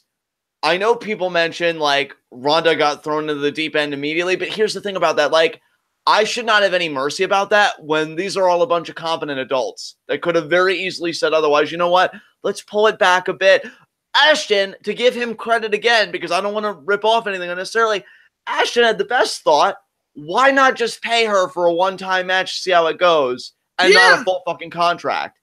Again, going back to the football terms, it's like a franchise tag. You give a football player that you're not sure if they're worth a big contract or not, you give them a 1-year deal that pays them like they're a top 5 player of the position. And if they suck, you eat the 1 year, you let them go after that year, and you can start over the next year with that position. Well, with Ronda Rousey, you bring her in. I would honestly have done with her what they did with Chris Jericho a few years ago and bring her in on basically an appearance by appearance contract. You pay her for her appearances, and then you pay her a bunch of money for her match at WrestleMania. And if the WrestleMania is like the most bought WrestleMania, or if Ronda Rousey is like the most relevant Googled search term of the WrestleMania weekend, then you've got a winner. You sign her to a long-term deal. You invest the time to actually teach her how to wrestle and talk and entertain and not just fight. And then you're good. But if she's a failure, which she's been so far, I don't have the numbers, obviously, but I can tell you she hasn't popped the Raw ratings at all.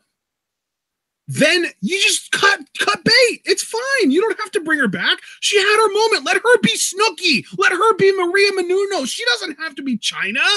No, she doesn't. And why I'm not pulling any punches is precisely because that alternative is infinitely superior. And again, you were dealing with a room full of fucking adults that manage a corporation, because it's on the NASDAQ now. It's no longer a private company. It's a publicly, traded company. And like, you could have gone so many routes with this. These aren't fucking toddlers handling this. And also, just to add, right, on the Ronda side, because I know I always seem more sympathetic when it's like a new talent that's like very young or whatever. They don't have the name and the brand that Ronda does. So if Ronda was really protective of her name and her brand, she could have said, you know what, guys, like, I have an image. I want to be really good at this. Let me do NXT. I know Shane is doing NXT. We could even be road buddies. You know, what the fuck ever. Like, you know, she can show me what she's been learning. Like, anybody could have stepped up. And here's the thing, too, that I have to ask aloud, Ashton, because I know this is something that I mentioned to you. So I actually do bring something unique to the table, I guess. I wonder how different this would have been had WWE gotten her earlier before her second loss after her first initial loss. Because even Coach, before he returned to the company, said that loss mattered. Like, that killed her image. And here's where Coach was wrong. And I'm actually surprised he was wrong, because he even convinced me at the time. He thought that Ronda had become a toxic asset to the WWE. Like, they wouldn't want to touch her after that loss, and that they wouldn't want to do business because her mystique was killed. And Coach even said, like, WWE's not going to want anything to do with her now. Well, obviously he was wrong, but I wonder if she would have done better business had they gotten her when if she had gone out on top, for instance, like Mayweather, because Mayweather, I think, still hasn't lost. I think Mayweather retired 50-0. Yeah, if Ronda had retired undefeated and WWE got her, I wonder if she'd be doing better business. Now, maybe not, but I just wonder if, like, was Coach right in the end? Was Coach vindicated that, like, after that second loss, people didn't give a fuck about Ronda Rousey anymore? And especially because, right, you know, because she lost in the quote-unquote real world, because you know the stigma with pro wrestling, right? And because she lost twice in the quote-unquote real world, and then she goes to that, I think a lot of those same people have lost even more respect for Ronda in a perverse way because, oh, you couldn't hack it in UFC, so now you're going to the stuff where you could be scripted to win. And so I wonder if all of this is just blowing up back in their face because they didn't get Ronda at the right time. I mean, what do you think about that? I don't know if they would have been able to afford Ronda before the losses. I think that those losses lowered her asking price by a significant margin because she was no longer considered to be the draw that she was before. Yeah. So maybe those losses are what allowed her to be within the WWE's price range to buy her. Yeah, I mean, you're probably right about that. I just wanted to air out that point with you because I know that's something I mentioned to you in our conversations, and I wanted to make that public here because Coach's tweets always stuck with me. And to see Ronda now to bring it full circle, Ronda's performance, oh my God. You know, again, I know it's a learning curve, but anybody could have stepped up at any time and said, guys, maybe we're not handling this the right way. And the idea that they haven't is incredible. Like, not only is it concerning, but in a weird way, it makes me bitter because these are the people with the resources, right? To do whatever they want, to play God in the wrestling world. These are the people that get to play God in the wrestling world. And nobody bothers to step in and say, guys, are we punching above our weight here? Like, the idea that everybody thinks that humility is a negative is so concerning to me. Like, nobody has the humility to say, guys, if we cut our losses in the short term, we can win big in the long term. Like, why do you always have to win now? Do you get what I'm saying? Like, it makes me so uncomfortable that this is where we're at because there was no reason we had to be here. None. And we're here. Dude, and the really funny thing too is, like, remember that segment a few weeks ago when Steph wanted Ronda to tell everyone who she wanted to fight at WrestleMania? Yeah, and then she couldn't even do the fucking drum roll thing right. I know, like, she was like, can we get a drum roll? And then Ronda steps to Steph and she's like, you, and then we still get after she already says it. Yeah, like, that's the gobbledygooker moment of the year right fucking there. Yeah.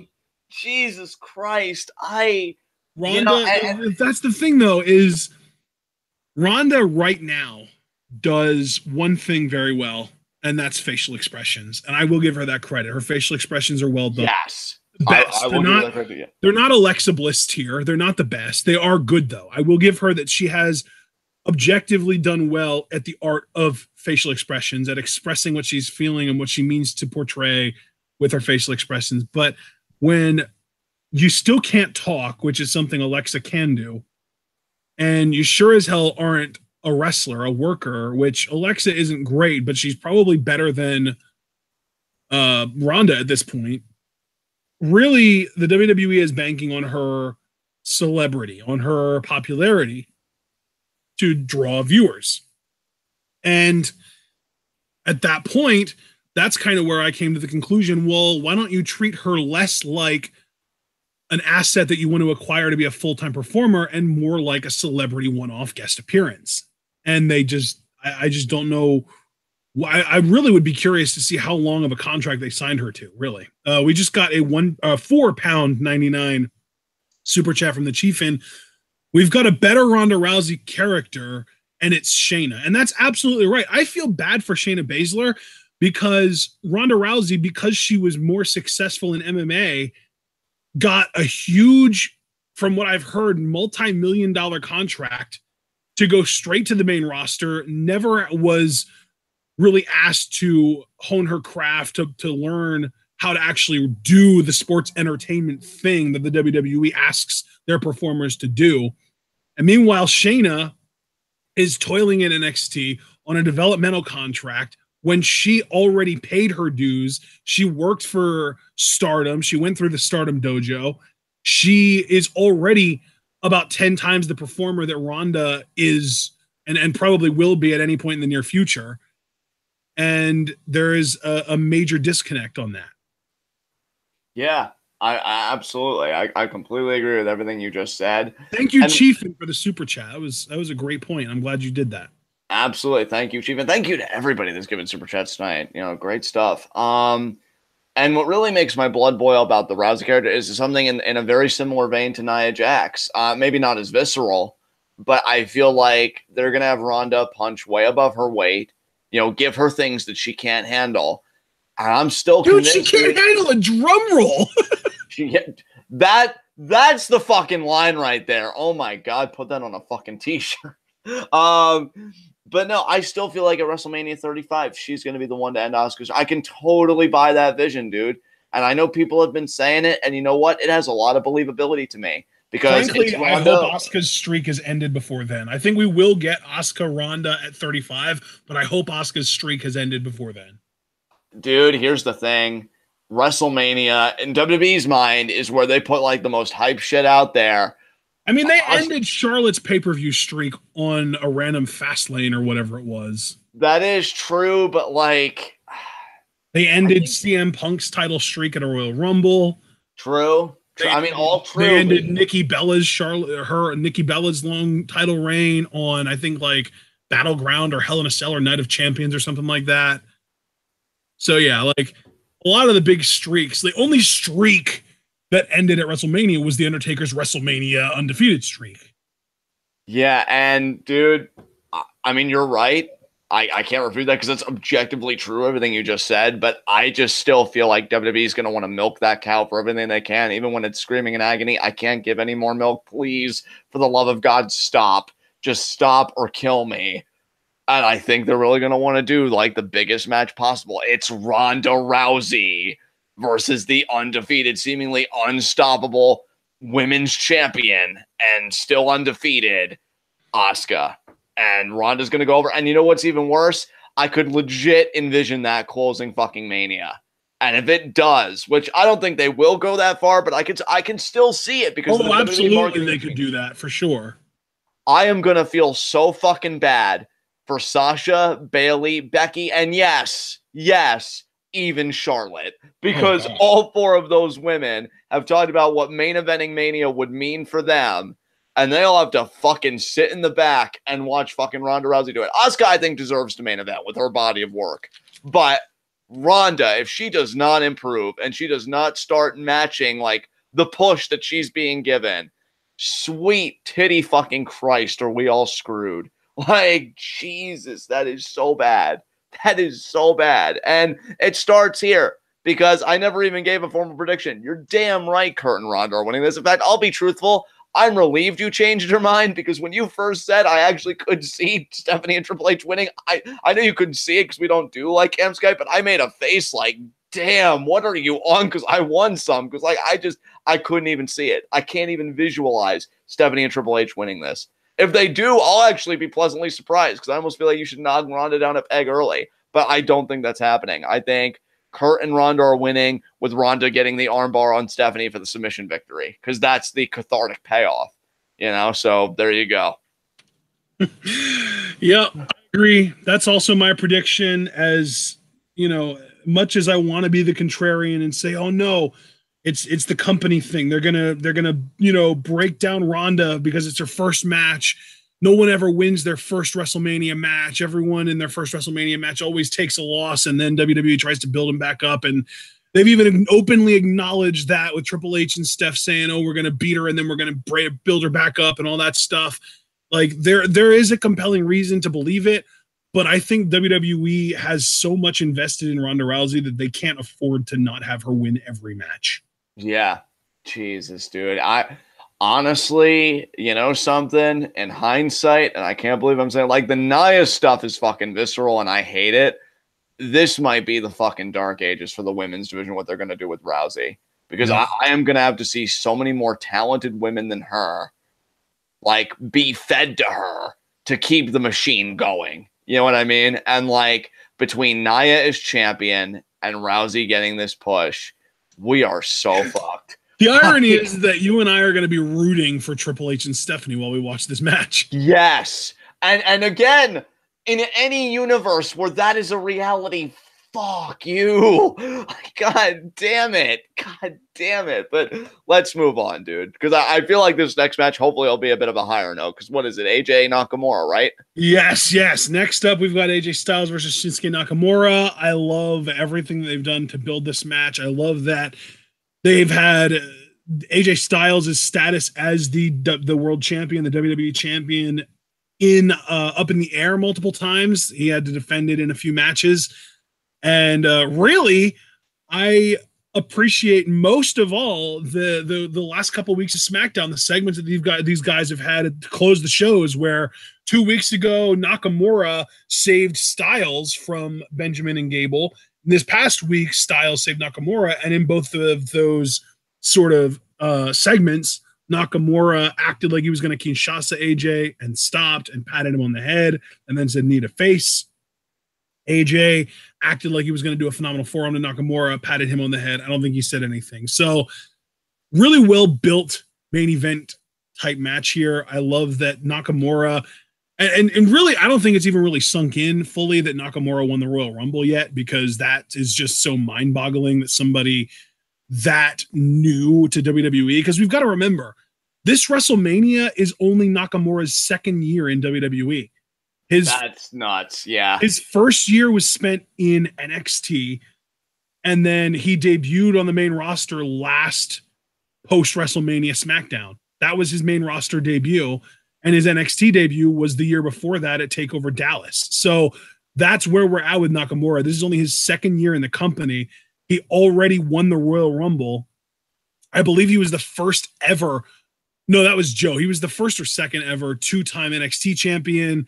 He won the Royal Rumble, and I'm officially predicting him to win the WWE Championship here from AJ Styles on WrestleMania. This is amazing. Yeah. I'm proud of both of these guys. Really, can I just say this too? Like, AJ has cemented his fucking legacy, dude. Right? Like, God damn.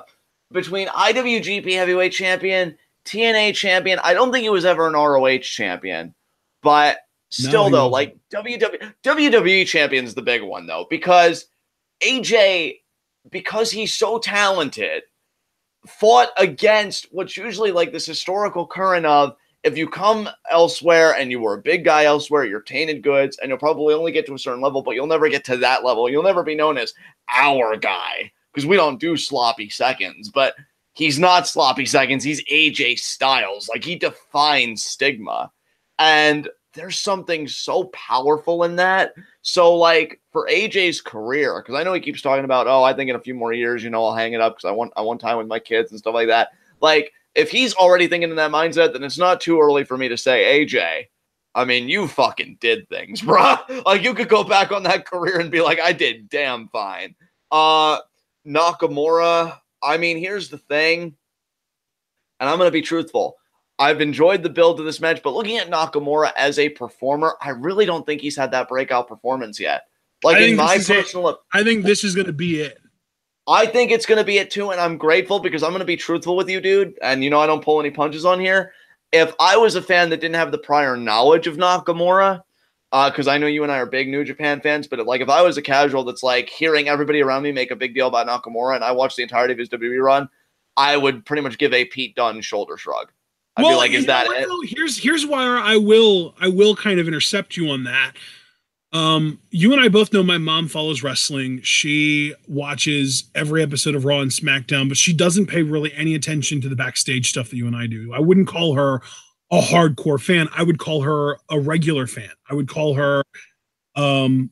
call her a WWE fan, because like she does occasionally watch Lucha Underground and PWG and New Japan stuff with us, but that's more few and far between. That's like an every now and then thing. She really is more loyal to the WWE, and she really does kind of react the way they want her to react. She loves the people they want her to love. She dislikes people they want her to dislike. There are a few exceptions, because there are guys that are heels that she thinks are hot that she'll cheer for, namely Elias right now. But in general, I think she's a pretty good representation of the casual fan. And the segment a couple of weeks ago where Nakamura went to do the Kinshasa on AJ and then patted him on the head, and that same show, we got the promo segment where Nakamura told AJ that he was too emotional. She said, I love him. He's awesome. I heard that. And see, that's why I'm grateful for this feud, because that's why I'm saying up until this point, I really would have, had those shrugged shoulders, because right. I feel like he's been, and not even necessarily him, but just, the booking and everything else has been so mad. And I think even him on some level, he hasn't really been passionate about anything he's done, but AJ he's passionate about. I think Bryan returning, Nakamura was probably one of the fucking happiest people, because he has said in interviews, like, I wanted to come to WWE to have a dream match with Bryan. And I hope they get to do that. I really do. Probably because both guys are salivating for it. Like, even when Bryan refereed that match at Clash of Champions, Owens and Zayn versus Nakamura and Orton, Nakamura tweeted, it was great being in the same ring with you. I just wish it was in a different way. Yeah. And so, like, Nakamura knows what he wants. And I think when he gets it, like, that's when you see the King of Strong style. So just even thinking about it in that context does get me a bit more excited for this match than what I have been, admittedly. And just to give a formal prediction, just so we can move on to our main event. Again, I think WWE is going to be making a strong push in the Japanese market. And I just see this vision of WWE where Asuka's the SmackDown Women's Champion and Nakamura is the WWE Champion. And I'm very curious when they tour Japan next time, with that insight, if it happens, what their numbers will be and how successful it was. So I'm going Nakamura becoming the new WWE Champion. Yay, I earned an Ashton gulp clap.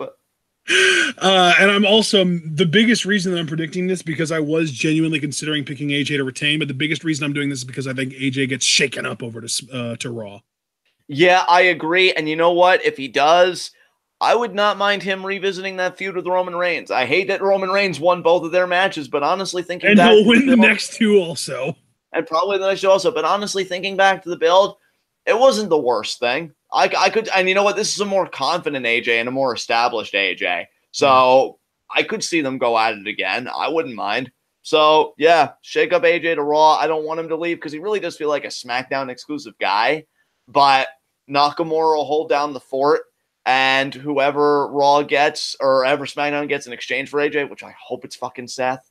Hopefully him and Nakamura meet down the road. So there you go. We got a £9.99 super chat from the Chiefin. 9 times out of 10, the SmackDown World Title match starts WrestleMania. So if that happens, I might go to Jimmy Havoc levels of anger, and hate and insanity. So, I've actually made that prediction officially a few times. I do think that there is a good chance that AJ versus Nakamura will open the show. I'm hoping it doesn't. I'm hoping it's one of the last 3 or 4 matches, or kind of gets like the Undertaker spot on the show where it happens kind of in the middle of the show to kind of try and revive the crowd a little bit. But yeah, it wouldn't surprise me if it opened the show at all. I've made it wouldn't surprise me either. And you know what? As far as card structure, does it deserve to go on later? Sure. But really, I think all these guys should be focused on is having a great fucking match at Mania, which I'm sure they will. I mean, the later they go, the fewer matches they can say follow that too, right? Yeah, exactly. So, or they could just set the bar so high and be like, yeah, if the rest of you guys just want to walk out now because we just had our match, that's cool with us. So, but yeah, Nakamura is winning, I think. Yep. That's an official prediction from both of us. And I'm curious, after this happens, we both think AJ is getting shaken up to Raw. Who do you think Nakamura's first post-Mania opponent will be? Dude, but they can't do that because I really think they've embraced him as a babyface. I was going to say, because I remember when AJ challenged Roman the first time, that was after he lost to Jericho at Mania, and then he won that random Fatal 4-Way. I would love for it to be Rusev, dude. Just as like that random contender, like out of nowhere. But I really think they're starting to go with him as a babyface, so that would just be weird. You know what? I'll still go a random contender, though. You know who I'm going to pick? I'll go Baron Corbin. Just for some reason, I think Baron Corbin's going to find himself in that picture. I mean, yeah, Corbin's not even on this card, dude. Wait, who? Corbin's not even on this card. He's in the Andre the Giant Memorial Battle Royal. Well, no, okay, yeah, that's fair. I'm just saying, like, the disrespect, because he was in the world title match on the last show. Right. So, like, I don't know. I think it's just going to be a random contender that you wouldn't expect. And just Corbin was immediately the first name that came to my mind. Now, who do I think should be, like, a big contender challenging Nakamura after the AJ rematch, if there even is one? Like I said, I hope Rollins goes to SmackDown and just he gets a crack at Nakamura. I think that'd be amazing. So, nice. There you go. I would agree with Seth. I like that idea. As far as SmackDown goes, you had, I think, the best kind of option in Corbin. I would agree with that. Actually, no. Actually, I'm sorry to cut you off, Ashton, but you know what? I just read something from Paul about Orton, but that just jumped another name to my mind. I don't know why I didn't say this earlier. Roode. Yeah. Bobby Roode. Yeah. Bobby Roode's not Corbin. Bobby Roode. Because he's dropped the U.S. title. He's done with that. I feel like he may turn heel in the course of a feud with Nakamura. Plus, he beat Nakamura for the NXT Championship. They have history. Yep. So I'm going to go Bobby Roode. I was about to say that name as well. So, yeah, that's perfectly fair. All right, man, let's do it. Let's get to the main event, the final match on the show, the fifth, I think, Roman Reigns coronation. Roman Reigns versus Brock Lesnar. We both agree Roman's winning. I'm not even going to ask you that, but let's talk about the build. Let's talk about the match. Let's talk about what's going on going forward.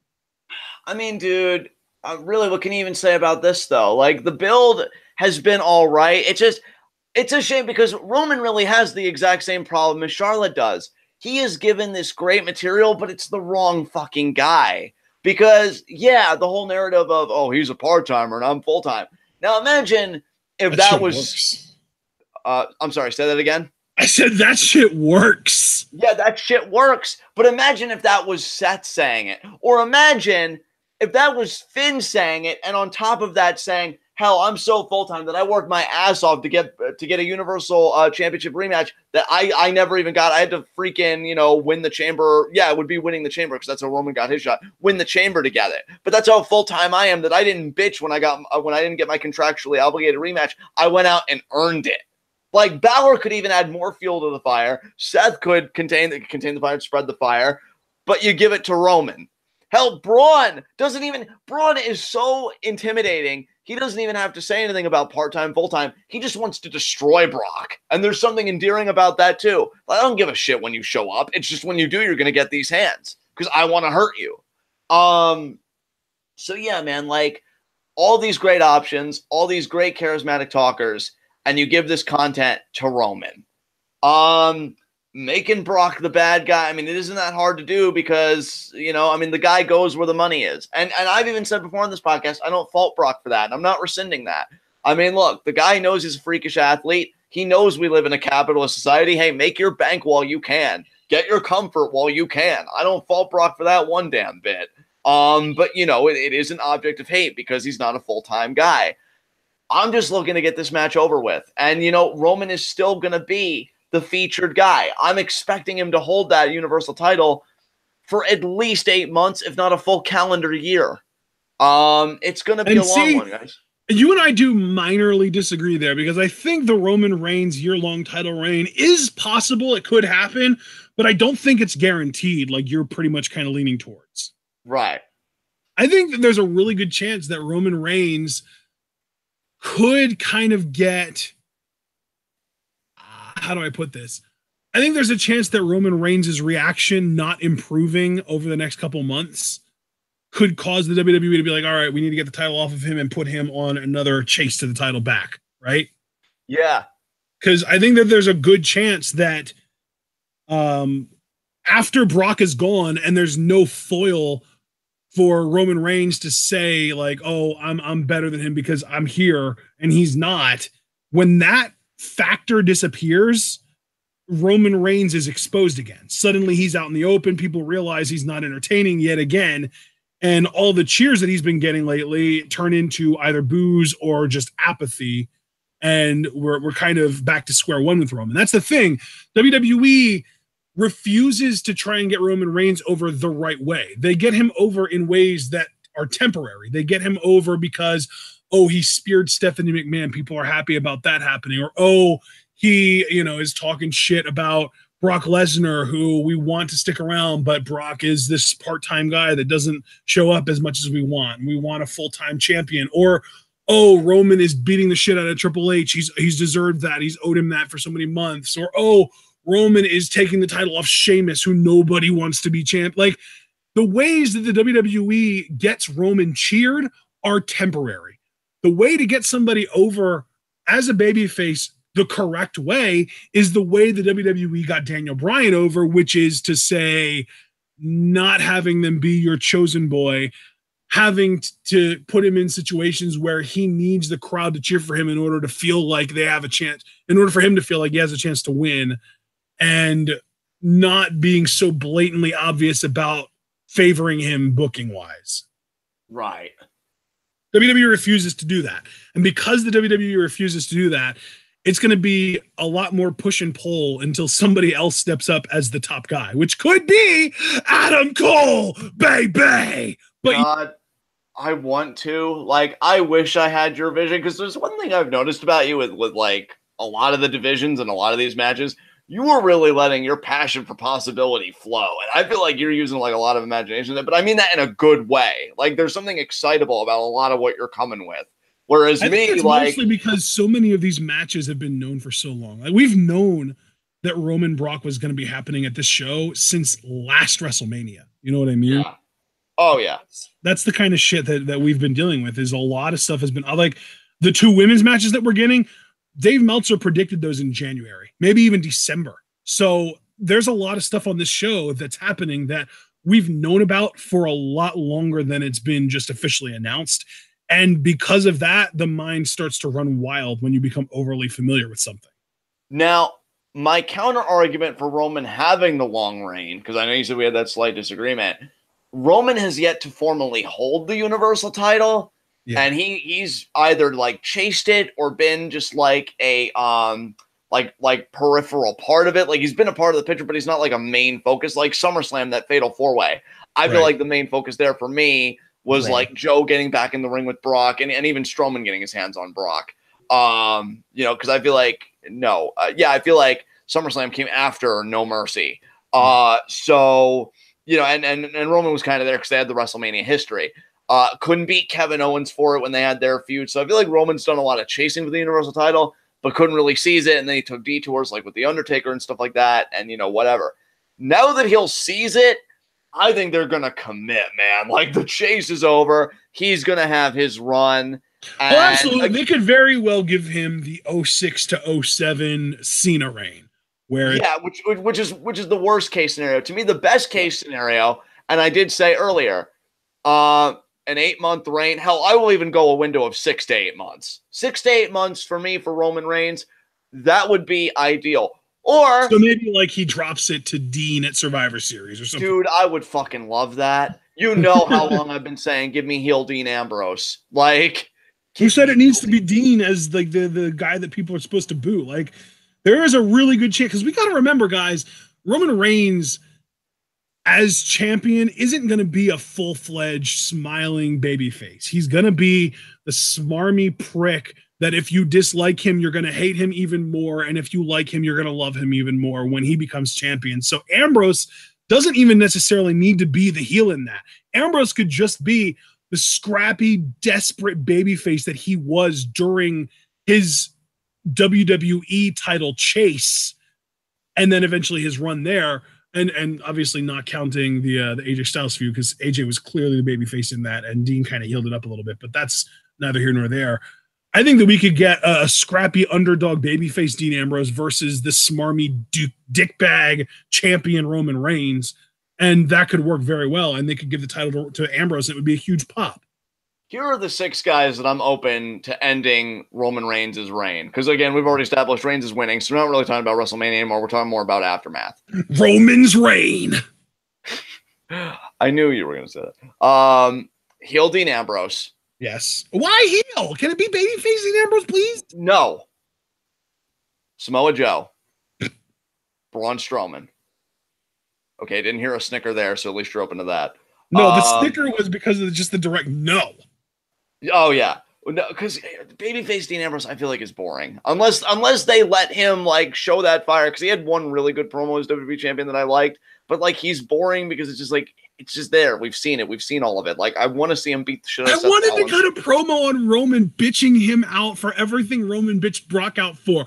Oh, you want to talk about your full time? I didn't miss a night here for 5 years while you were the one getting all kinds of surprise appearances on talk shows. I'm in the ring busting my ass, having more matches than anyone in this company over the course of 5 years. I get hurt and people forget about me? Are you kidding me? Yeah, which is precisely why I want him to go full heel and tell everybody to go fuck themselves. Like, I gave you people everything. Now I'm taking everything. But regardless, heel Dean Ambrose. And again, no. Samoa Joe. Braun Strowman. Right. AJ Styles. Adam Cole, baby. That last name better be who I think it is. Oh, well, yeah, I guess.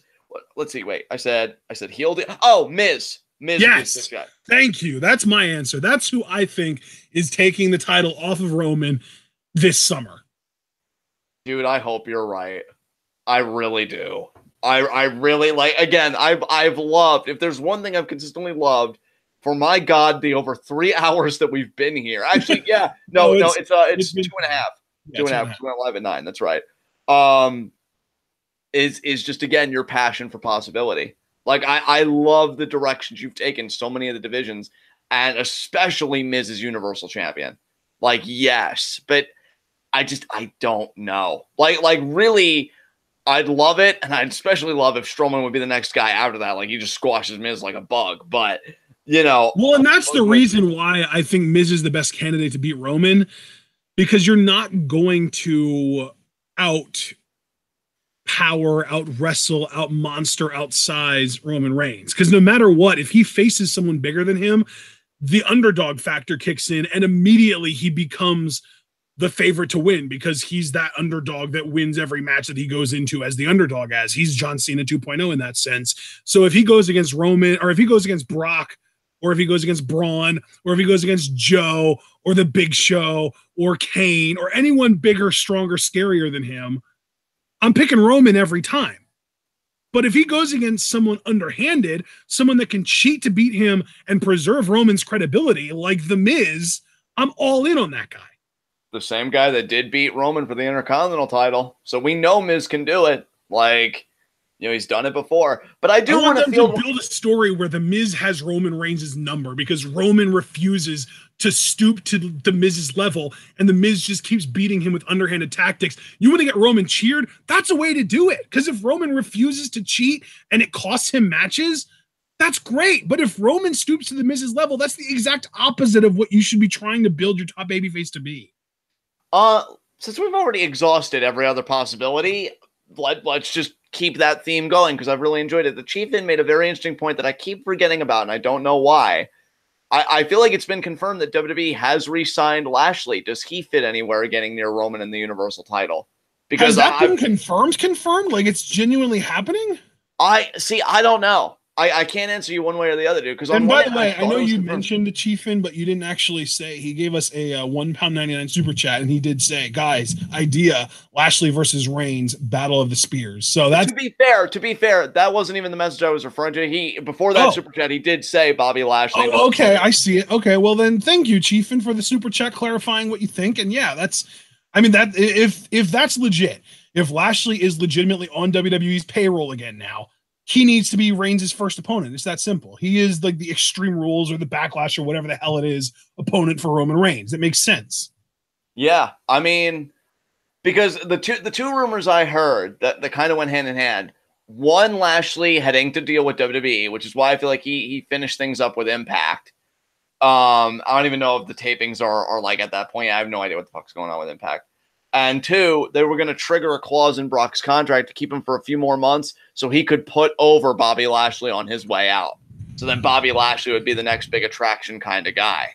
And in which case, like, it almost seems inevitable that he would face Roman. And you know what I could see, honestly? I could see them doing a retread of this exact story we're having play out now over again to kind of keep Roman, I guess, fresh and maybe a bit more likable, where Lashley only does occasional appearances and he finds himself in the Universal title picture and Reigns holds that against him. So, yeah, I could see that. Yeah, but still, though, like, I wouldn't want Lashley to beat Reigns. I love your idea of Miz. That's my idea. That's my idea right there. Lashley's first opponent for Reigns loses to him. Then after that, Miz goes after Reigns and ends up beating him. I give it 3 months. I'd say by July, I think Miz beats Reigns for the title.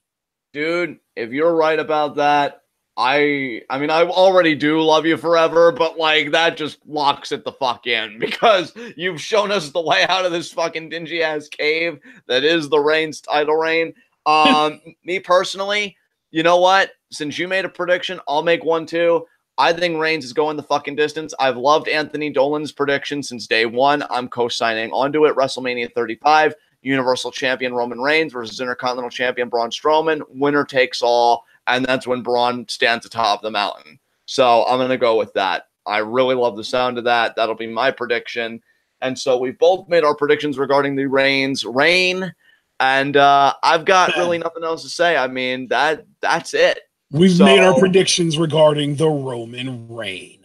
Exactly. So with that said, I will say, talking it out with you, and maybe it's your passion for possibility, but you did kind of infect me a little bit. God, I know. I ruin everything because I raise expectations and then we all get let down by when it doesn't happen. But I love you too much to hold it against you, though, so you're still safe. It's okay because I raised my own hype level, too. I'm up to a 6.5. Yeah, I was even going to say, I won't go that far, but I am up to a 6. Because of you, I am up to a 6 because... So, did I talk the WWE out of a failing grade? Oh my God. You did, which means that you can literally sell anything. Better than Dolph Ziggler. So yeah, I'm at a 6. I won't go 6.5 because the things that I'm angry about, dude, like I'm you know how I am. I'm gonna stay angry, even if it's to my detriment. So I'm still angry about a lot of the stuff. One more fuck you to Nia Jax there. And yeah, so I am at a 6. Hopefully the show is good. But really, again, because of a lot of stuff you laid out, that man, honestly, not even so much a 6 for WrestleMania, but I think also because of you, I should just add as like one last thing before I let you take us home. I am now at like a 9 out of 10, maybe even 10 out of 10 for the post-WrestleMania Raw and SmackDown. Yes! Because that's where everything begins again. And I've always said that the Raw and SmackDown after WrestleMania, even if like September or whatever is the season premiere of a Raw or SmackDown, the new wrestling season to me begins after WrestleMania because WrestleMania is the last big event in WWE. So if the things play out that you're talking about, if even only the Miz thing plays out of everything you predicted, I still think it's worth it. So you've raised my hype level for the post shows considerably. And yeah, I just want to thank everybody for coming out. I want to thank everybody who gave super chats. I want to thank everybody that listened to me rant about Nia Jax, whether you agreed with it or not. And I hope you guys enjoyed yourselves. And I can't wait to reconvene here tomorrow so that we could celebrate fucking fantastic wrestling with TakeOver New Orleans live reactions. That'll be going live at 8 p.m. And, of course, WrestleMania. What are we doing about Mania, Ashton? Are we just going to go live at 7 with that? Did we want to try and react to Cedric Mustafa? What did you want to do? Oh, no, we're reacting to everything. So everything. So can they expect us But here, I want to specify, though, we're not reacting to everything all in one go. We're reacting to each match individually in separate streams. Okay. So our first stream then will be like at 5 then, right? Because that's when the kickoff show starts. It won't be right at 5. It'll be when the entrances for whatever the first pre-show match begin. Okay, that's fair. So whenever that is, guys, I mean, you know that I'm good about tagging you guys in Twitter stuff. So just be on the lookout for that. And yeah, I just wanted to hype that. And then obviously post WrestleMania Raw, that begins at 8. SmackDown begins at 8. And that's going to be amazing. So with that said, thanks again to everybody. I'm going to hand it over to Ashton to take us home. All right, ladies and gentlemen, this has been a 2.5-hour ride. We hope that you guys enjoyed everything that we've done and talked about and all that fun stuff. We hope that you're looking more forward to WrestleMania than we are. Hopefully, our discussion here hyped you up a little bit more. Hopefully, if you're here throughout the whole show, your rating out of 10 as far as your hype level for WrestleMania is a little higher now than it was 2.5 hours ago. And of course, if you're interested in supporting us, you can do so by either buying merch on our Teespring or donating to the Patreon. We already mentioned earlier all of the sort of how much we like or dislike the build of these matches kind of conversations already happen in the Discord. So if you're interested in joining said Discord, it's only $3 a month. You get into the Discord, that accumulates over time. You can use that to request live reactions to wrestling shows if you're choosing. Plus, you're helping us stay above water as far as our community goal to maintain the Progress Live reactions goes. Lots of fun. And, of course, it also is just helpful as far as us being able to continue doing this as sort of our part-time / full-time jobs. And we appreciate any kind of donation. No donation's too small. If you are interested in asking Q&A questions, follow John on Twitter, reply to his pinned tweet with your questions. If you're interested in knowing every show that we're going to be covering over the next couple weeks, follow me on Twitter and check out my pinned tweet. I have our schedule pinned as my pinned tweet. And of course, remember to like the Facebook as well as liking this video. Remember to also leave a comment. Let us know what you think is going to be happening at WrestleMania. Remember to subscribe to the channel if you haven't already. And when you do, click the bell icon so that you can get notified every time we go live or upload a video. And finally, remember to share this video and this channel with all of your wrestling fan friends to remind them and let them know that we are the YouTube wrestling community's best kept secret, the workhorses of the YWC. And if you don't believe that workhorse moniker, look at our schedule over the next couple of weeks and you'll see exactly why I say that. And if you don't believe it because of that, wait until July. So, because G1 Climax is a thing. So, guys, we will see you all tomorrow night for our NXT TakeOver New Orleans live reactions. It's going to be a load of fun. But if you're only here for WWE main roster coverage, we will see you on Sunday, Monday, and Tuesday for live reactions to WrestleMania, the Post-Mania Raw, and the Post-Mania SmackDown. It's going to be a loaded week, guys. I can't wait for tomorrow night. I hope you can't either. We will see you then. But you've got to remember to stay tuned.